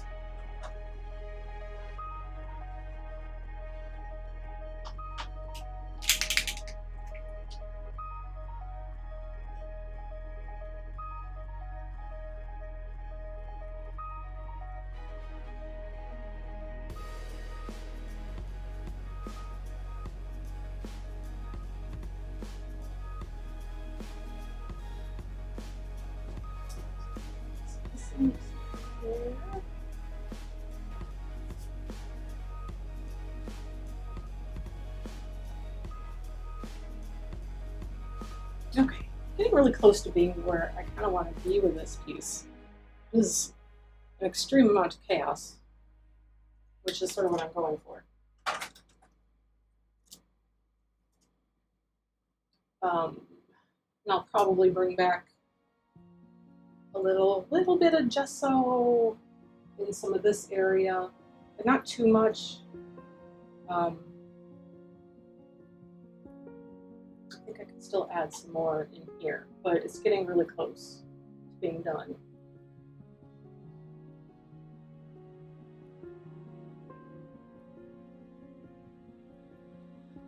Just thinking for a second. You know, it's dangerous.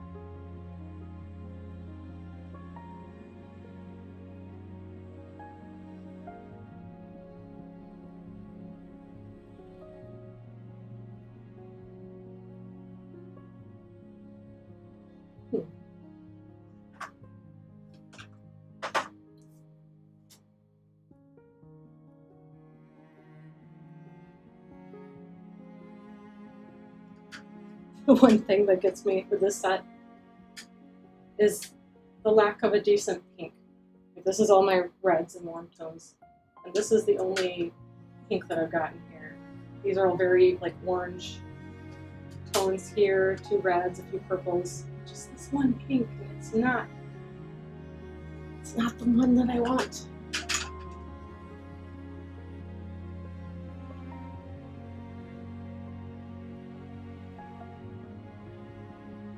Yeah, it's not what I want.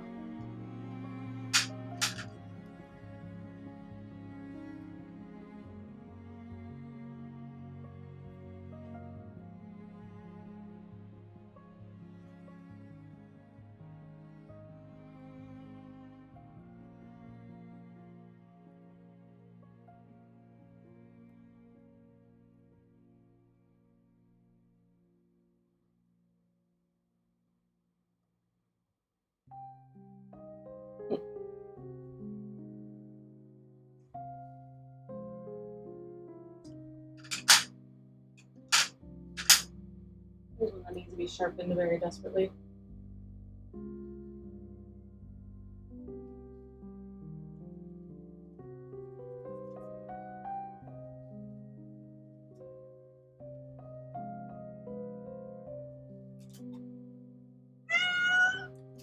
Oh my goodness. Hello. Why don't you come here and sit? You still have about a half an hour. You'll be fine. Drama is back. He gets bored with me being in here sometimes, even with his shows on. He'll go maybe nap out in the living room. Eventually come back. Yell at me. For food and also boredom.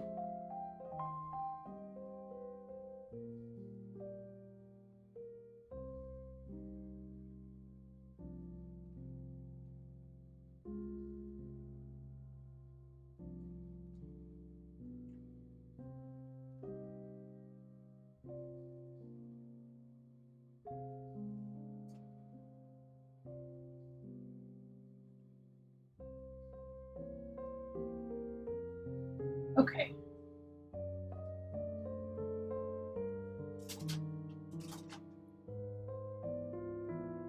This is a serious amount of chaos. Like I said, it will get toned back a little bit as I continue to work. That's what I use the gesso for that push and pull. So it's okay to like really lean into going a little crazy because I know that it's not going to end up so incredibly nuts. Sort of. Still nuts. Like that's kind of the point, but nonetheless. Okay. Just a little bit more something here I would like to do. Ooh. I have an idea.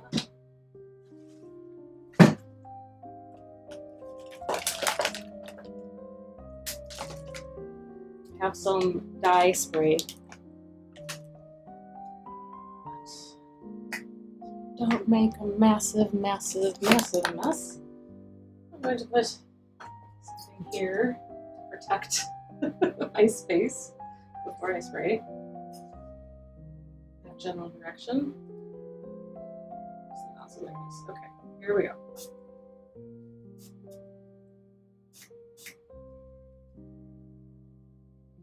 Got a little bit more of it on my board than I did the painting, but that's okay.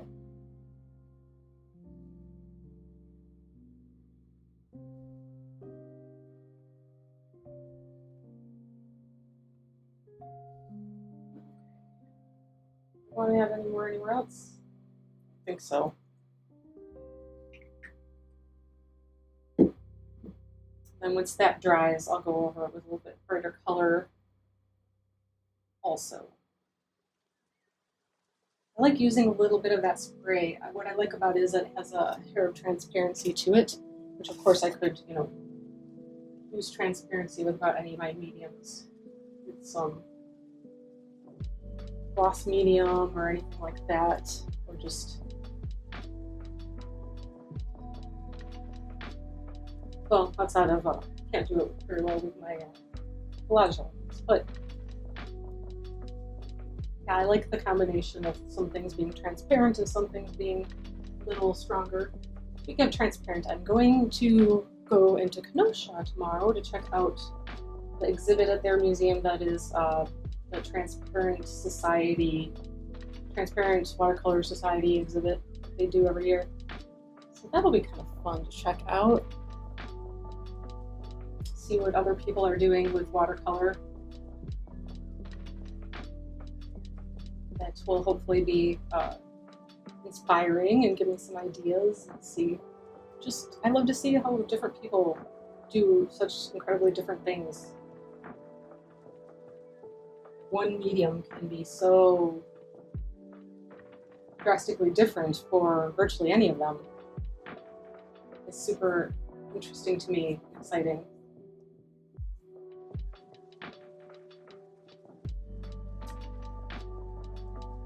Okay, what else do I need here?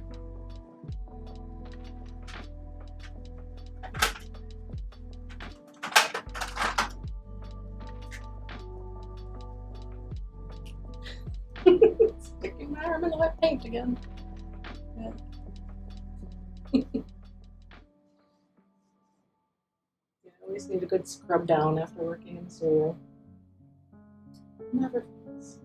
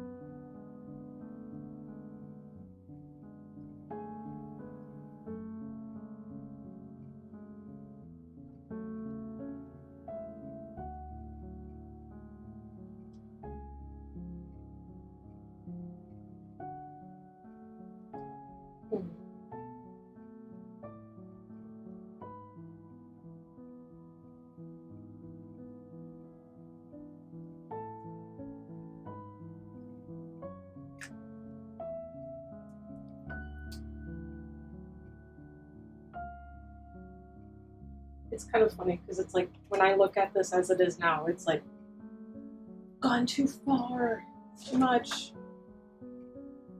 Trusting the process and refilling my coffee.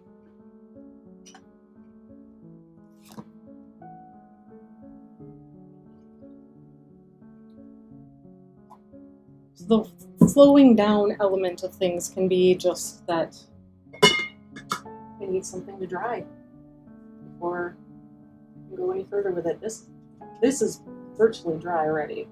This is what I sprayed on here. The little green spots are not. They're quite wet still.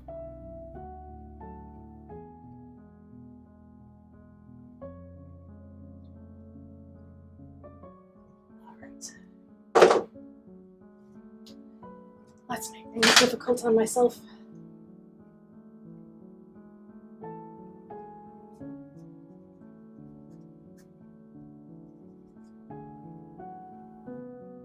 Love this little lady, but I need that little black to be a little bit broken up. That shape of her shirt is really strong.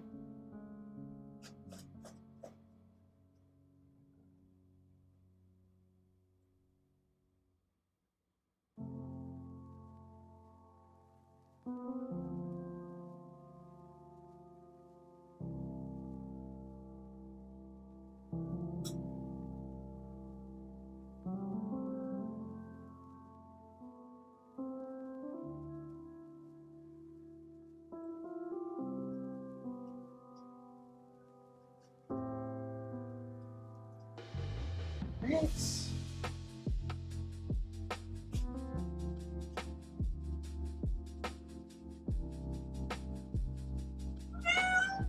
We're close, little baby cat. It's close to, I know, almost lunchtime. I know. Promise I haven't forgotten.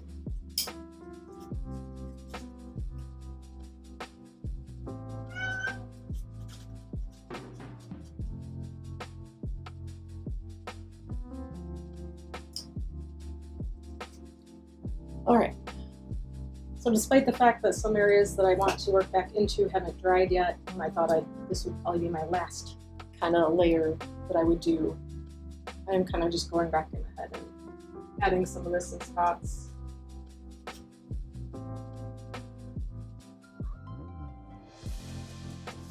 Anyway, just because I'm trying to keep moving on. Get things moving.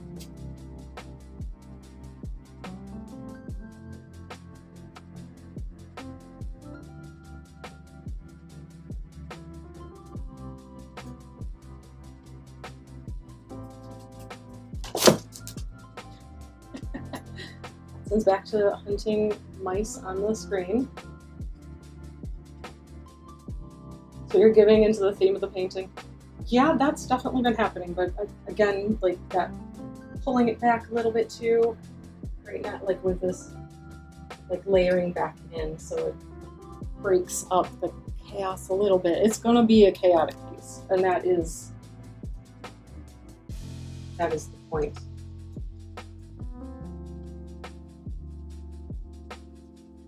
It's sort of gonna be deciding where.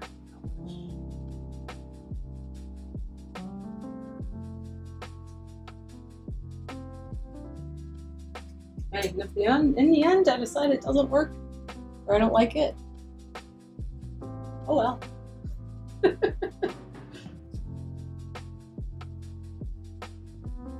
It's fine.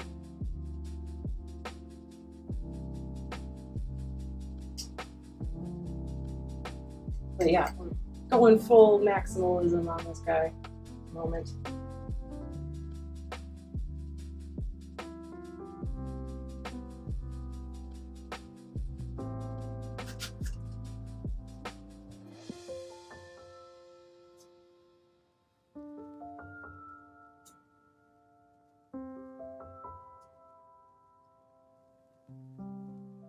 I'm using a much smaller palette brush at the moment. Kind of like that I can control it a wee bit. What do you like and what you don't like about it? I'm curious. I like a lot about it. I really love the figure. I I like that I've definitely achieved some of this chaos level that I'm going for. What I don't like is I don't know yet exactly. And it's just going to be kind of a matter of can I pull it all together and make it work.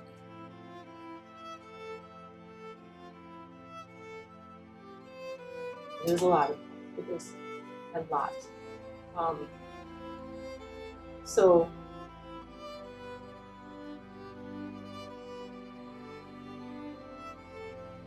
and even if I get it to a point that I'm happy with it and I think it's a successful piece, I'm sure there will be people that won't agree with me.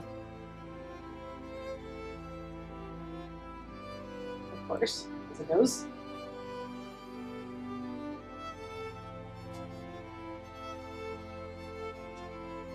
But first, I gotta see if I can even get it to the place that I'm happy. I'm not, like I said, I'm not entirely unhappy with it. I just don't think it completely works yet.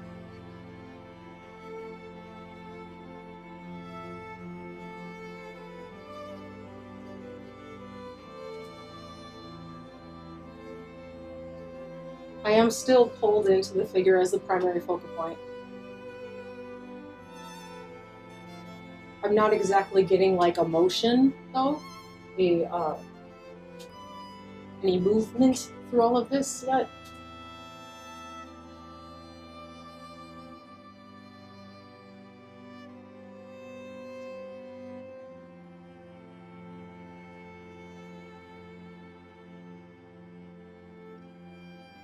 And I think that I would like to see, a little bit controlling where your eye goes. At least a little bit.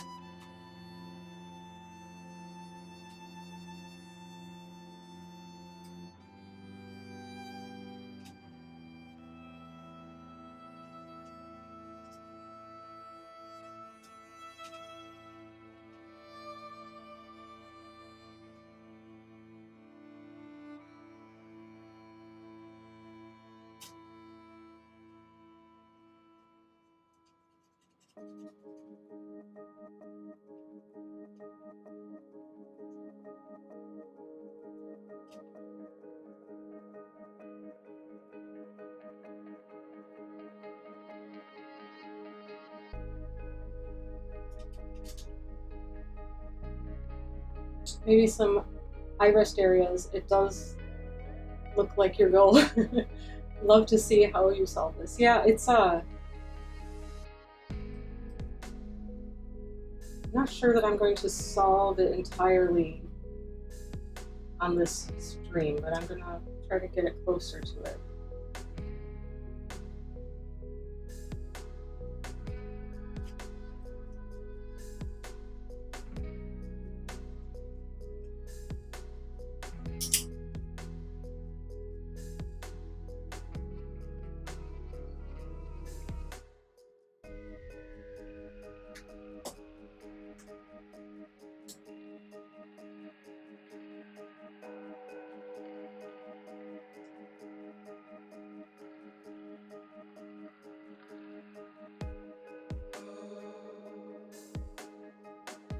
So now I'm kind of going back and putting it in thicker at some couple of spots. So not just a smear, but a good like chunk, maybe of white space.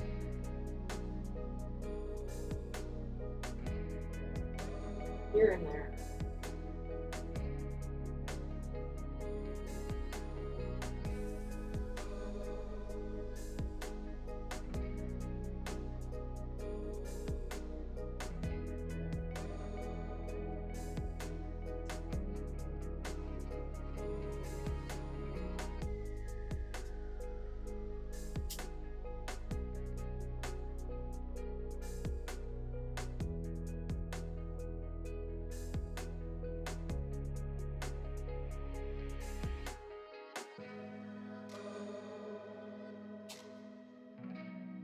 Just enjoy the kind of like sculptural feel of working with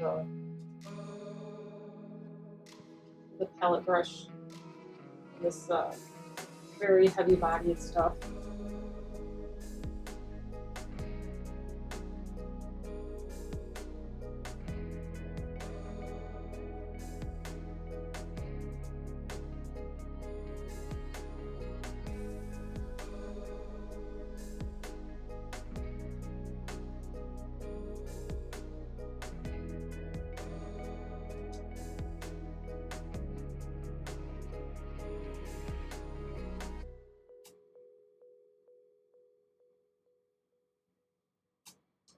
It's interesting because I'm always semi-fascinated to see what I actually,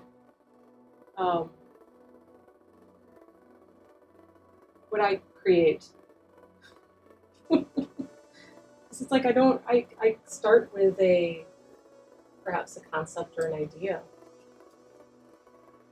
But once I go into it, it's like doing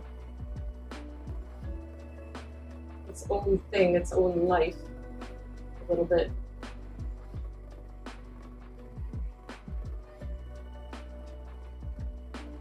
And I kind of let some of that happen. And then work back and try to control some of it after the fact. But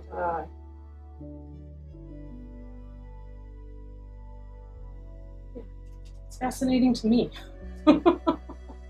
Yeah, intuitive is absolutely the word, for sure. Part of this abstract style is seeing it come together into one piece and somehow knowing when it's done. Yes, knowing when it's done. Oh man, nailed on the head there.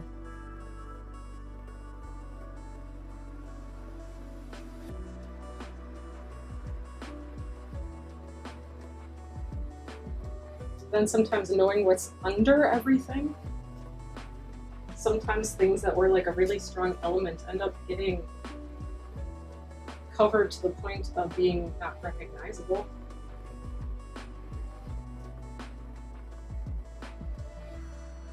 And that's always an interesting part of it too.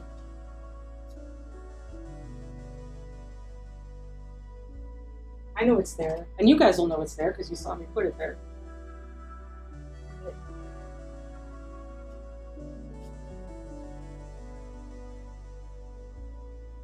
It almost becomes like a hidden language.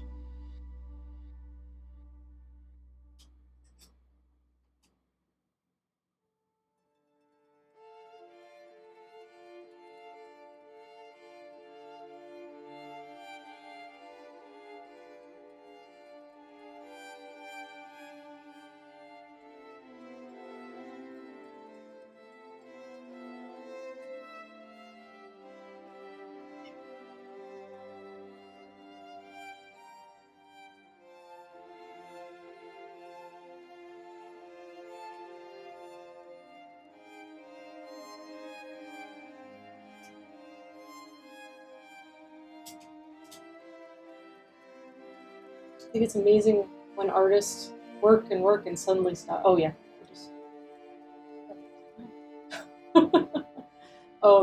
I don't know. Again, this psychology aspect. What makes an artist suddenly know? What do they see that stops them, especially in abstract work? I think you don't. Even sometimes you just have to make the decision. It's not. Sometimes it's just like I just have to decide that it's done at a point. I think that happens sometimes. And some people have a really hard time letting go and making that call. Interesting, yes, like a hidden language. Think and chew on that. Yeah, it's like levels of meaning, but then they become just a part of something that I did put it in there specifically for the meaning of it. And even though it's maybe not visually there anymore, does it still affect the piece? Does it still impart something on it?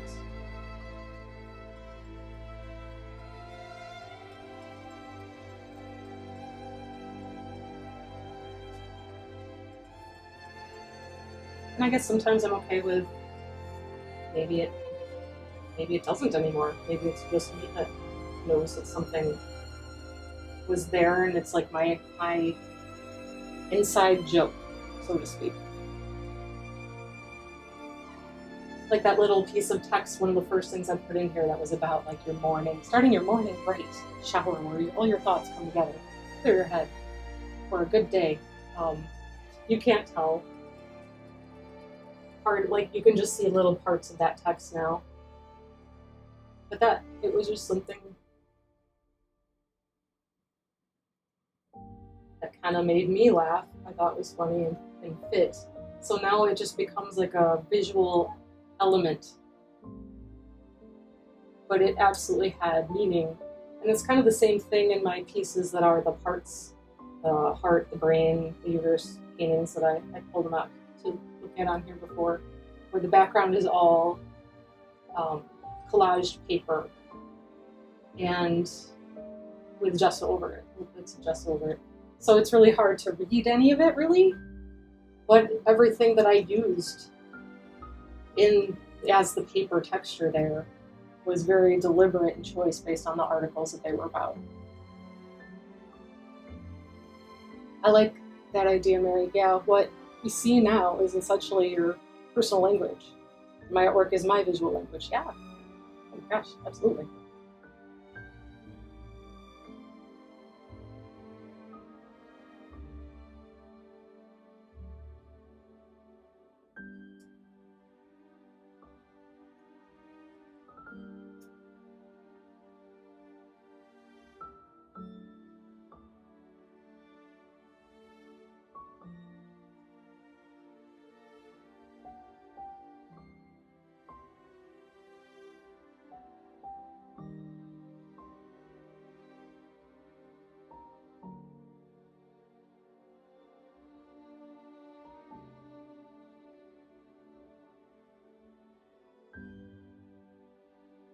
Careful about getting close to her. I want her to be a little bit,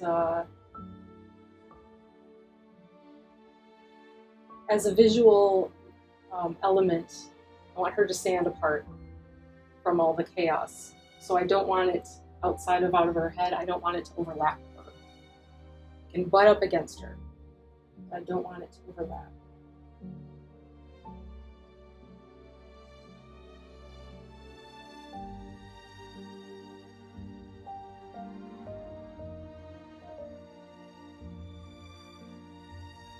Be very careful when I do this.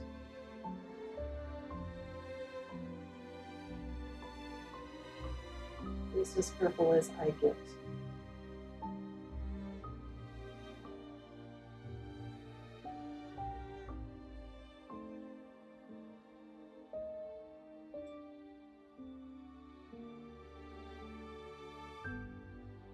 All this mess is of her.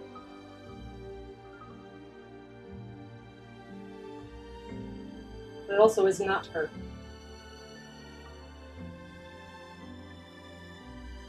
Reminder to self.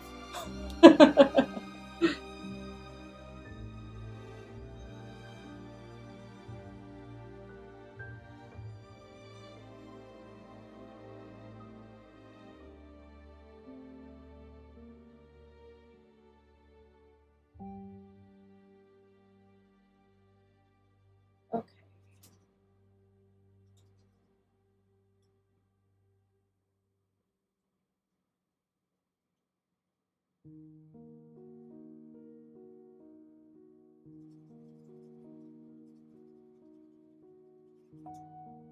It'd be funny to go through an entire tub of gesso at some point and only have used it to actually gesso something once or twice. Probably at the rate that I'm going. There's still quite a lot in here. I have barely broken the surface of it, so plenty of room to go.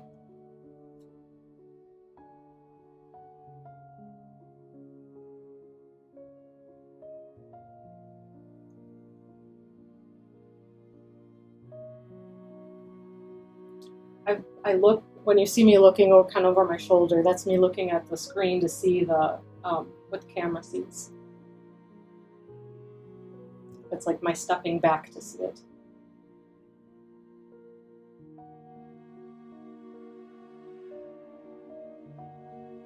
Okay. Well, we're definitely getting close. I am already happier with it. It is not exactly there yet. I realized what rubbed me the wrong way the most about the Barbie movie. Yes, I'm curious to hear. I know very little about like the movie itself. Outside of the fact that, yeah, it is a Mattel product movie that the only thing I heard really anyone talk about it yet is actually on the news this morning on BBC. They talked to somebody who I think I just caught the tail end of maybe somebody talking about it, and they said that there are some things that are really close to saying something that matters, but they never quite go there because ultimately it's still a product movie. And yeah. It's that they still cast picture-perfect actors. Margot Robbie and Ryan. Yeah, they're literally the current Barbie and Ken of Hollywood at the moment. It's true. They really are. And I wonder if there's some self-awareness in that. There was no writing attempt to have protagonists that didn't fit from that get-go. Wasn't at one point Amy Schumer possibly going to play Barbie in a movie? I don't know if it was the same movie like, script and everything, but I thought I remember hearing that. And then with the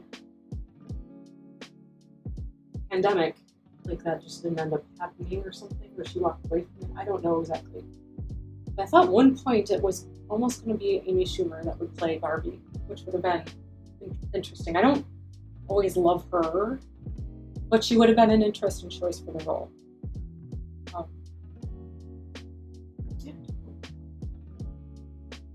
Yeah. Still wet.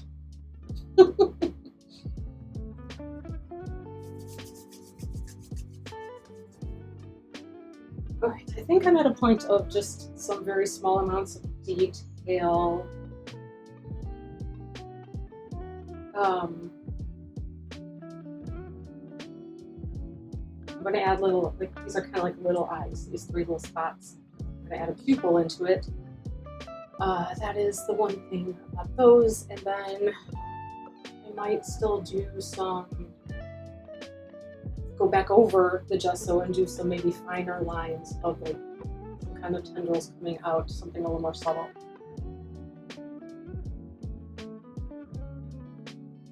That's why they're still, in my opinion, promoting the perfect ideal. Like, I'm sure the movie has the whole development arc, but her physical attributes are 90% of the issue. Oh, and from what I could see, the conflict is mental for Barbie. She must come to see the light, but only internally. She's still that imperfect physically.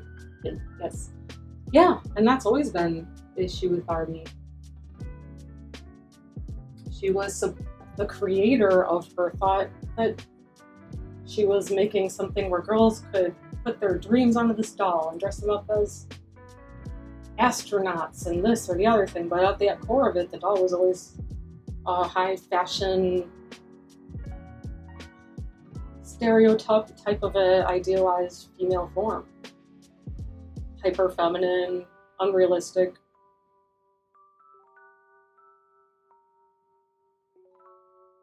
And I was never big, I had Barbies growing up. I remember as a little girl having a friend who really loved Barbies. She had a lot. And when I would go to her house to play, I just remember how impossible they were to put the darn clothes on them. And that was really annoying. But apparently they were meant to be like, the heads were meant to be able to be popped off so that they could be dressed up easier.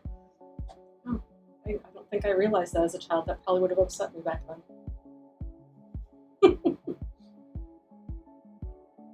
I never liked baby dolls.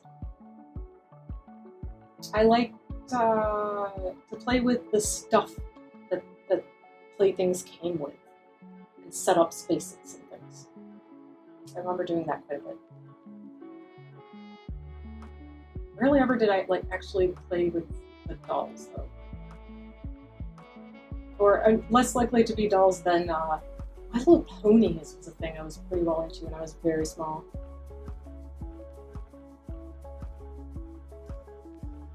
And yet, like I said, I don't remember like actually playing with the characters very much.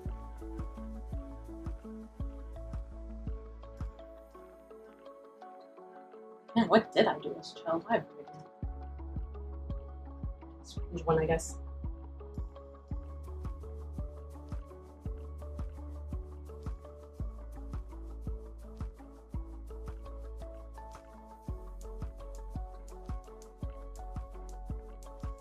I was playing with Barbies when I learned Diana had died.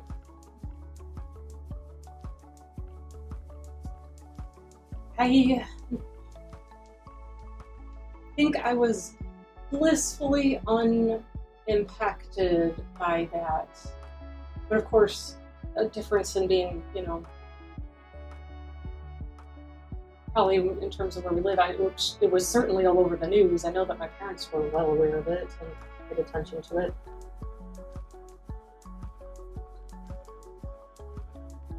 I don't think that I asked my mom about this, but my sister's name is Diana, but with 2 N's. And I don't know if Princess Diana kind of played any role in maybe that being the name that they chose for her a little bit. And I know my mom had paper dolls of the princess when she was, or was it my sister had them? Somebody had paper dolls of the princess. It wouldn't make sense for it to have been my mom. She might have had one of the queen. Yes, Australia under the crown still. Yeah. I mean, we still get all that news, like when Queen Elizabeth died, when Prince Charles was being coronated, like that was being played a lot. So I think there is still some little bit of fascination with like the whole royalty thing, but it doesn't have, it's so removed at the same time. Stuffed animals, baby dolls, babies and soldiers with cannons that I would shoot nails from. Nice. I wonder why my head is the way it is. I mean, don't we all wonder that? I had paper dolls. I like to make them still. So I remember having some. I did like to play with some like, Legos or whatever form of buildable things there were.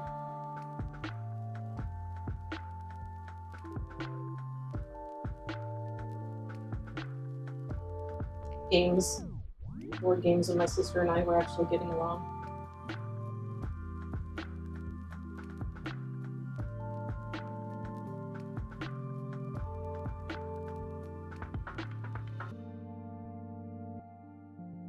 We were having some Thundercats. I like you more and more. Yeah, absolutely. You guys are all amazing.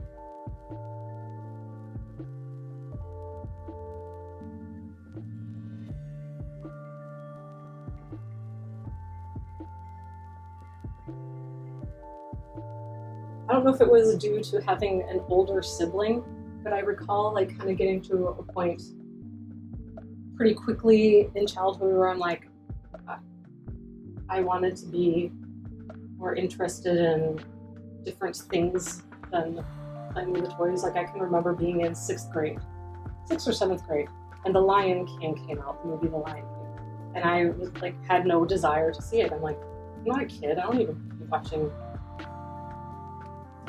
Disney movies. I didn't see another Disney movie from that time on. Till at some point as an adult, I think I've been exposed to 1 or 2. They're all amazing, absolutely. I loved Barbie as a little girl, but I think also a lot because I loved writing stories too. I was doing that from about 6. I think that's really cool. I love that.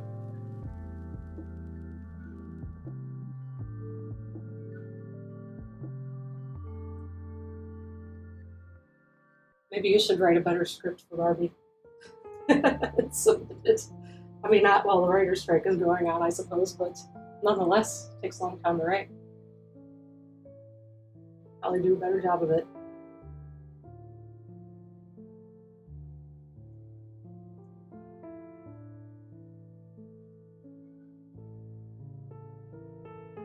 Oh yeah, do you still have the stories? That's a good question.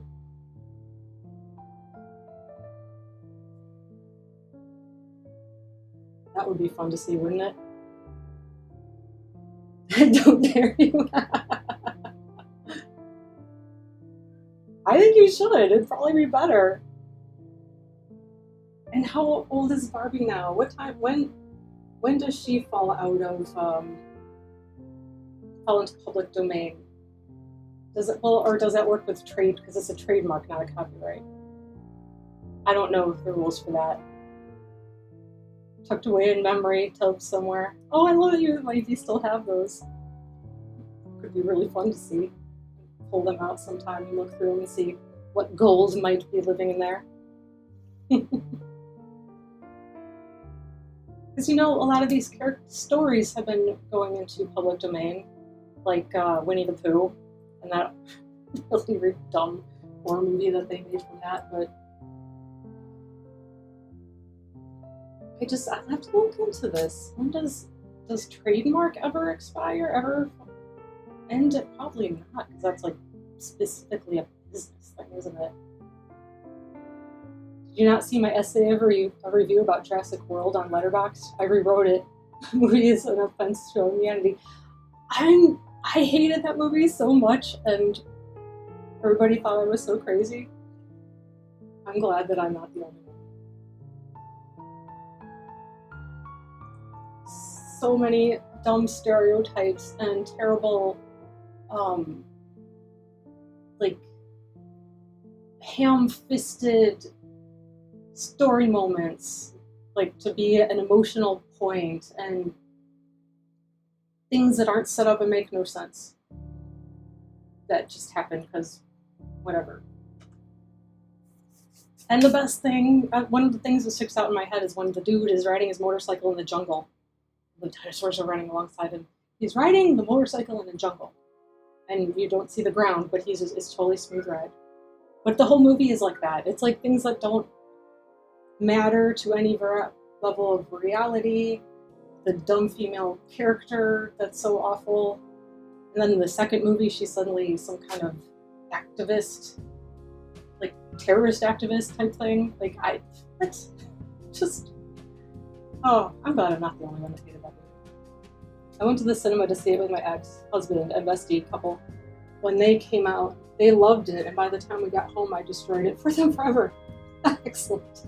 Did you notice the Christmas cards at the start? No. How do I find that arrow set? Stop. Yes, I'm sorry. There's so many terrible movies. I think I remember we went to see it in the theater because my partner has such extremely fond memories of loving to watch the original movie as a child. And so we went to see that in the theater when it came out. And if I recall, he fell asleep. And I was like, I don't want to see this movie. Why am I the one that has to be awake and deal with watching this dumb movie? I'll link the review, read it in the stream, just share the nightmare with everyone. Excellent.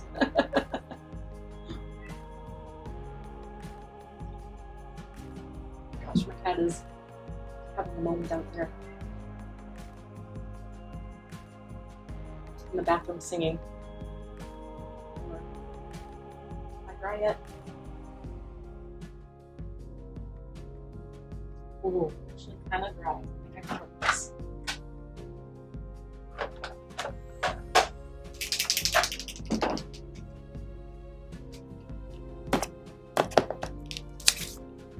Oh, silver. I know silver. That's not what I have to look for.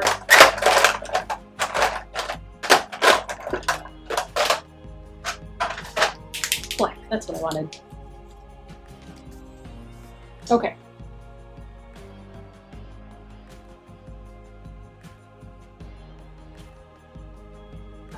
Just put my hand on the cold button.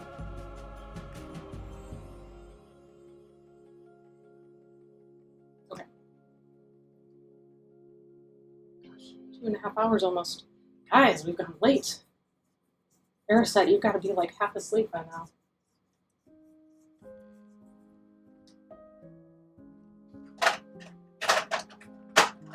Okay, I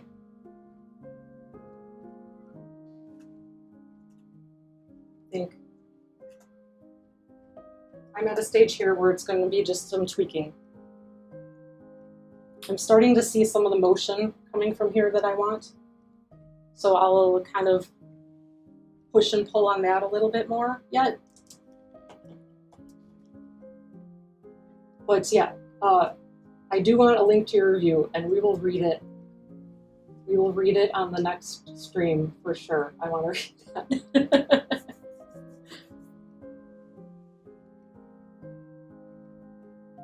Probably. I think I'm going to call it for today.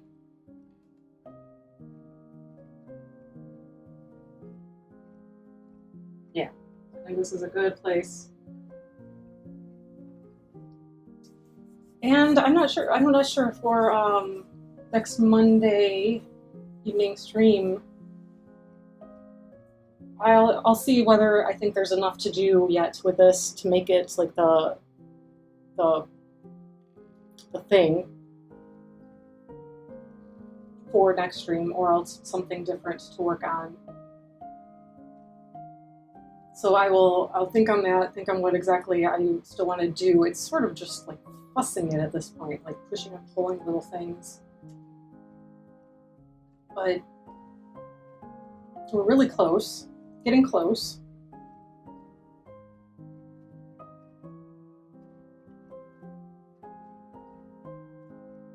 And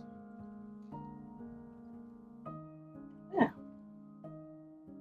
there you go, for whatever you want to punish yourself. Oh, we are so reading it in the next stream. Did he put it in just in comments? Because yes, we are doing that. And I'm excited for it. I'm gonna save it for that then. As I say, I'm done. I keep putting stuff down. Okay, stop it, Lynell. Slap my hand. And yeah, it's late here, but my sleep cycle is doing its thing. Oh, I'm sorry. Well, I hope you can get some rest. And good luck to everybody with your creative projects. I hope you get a ton done over the weekend and lots of inspiration and ideas your way. Sending them to you. And thanks for joining me and hanging out. I can't believe we went this long, but accomplished a lot, made a mess, all good things. So you guys have a great day or night, and stay creative. See you Monday, hopefully.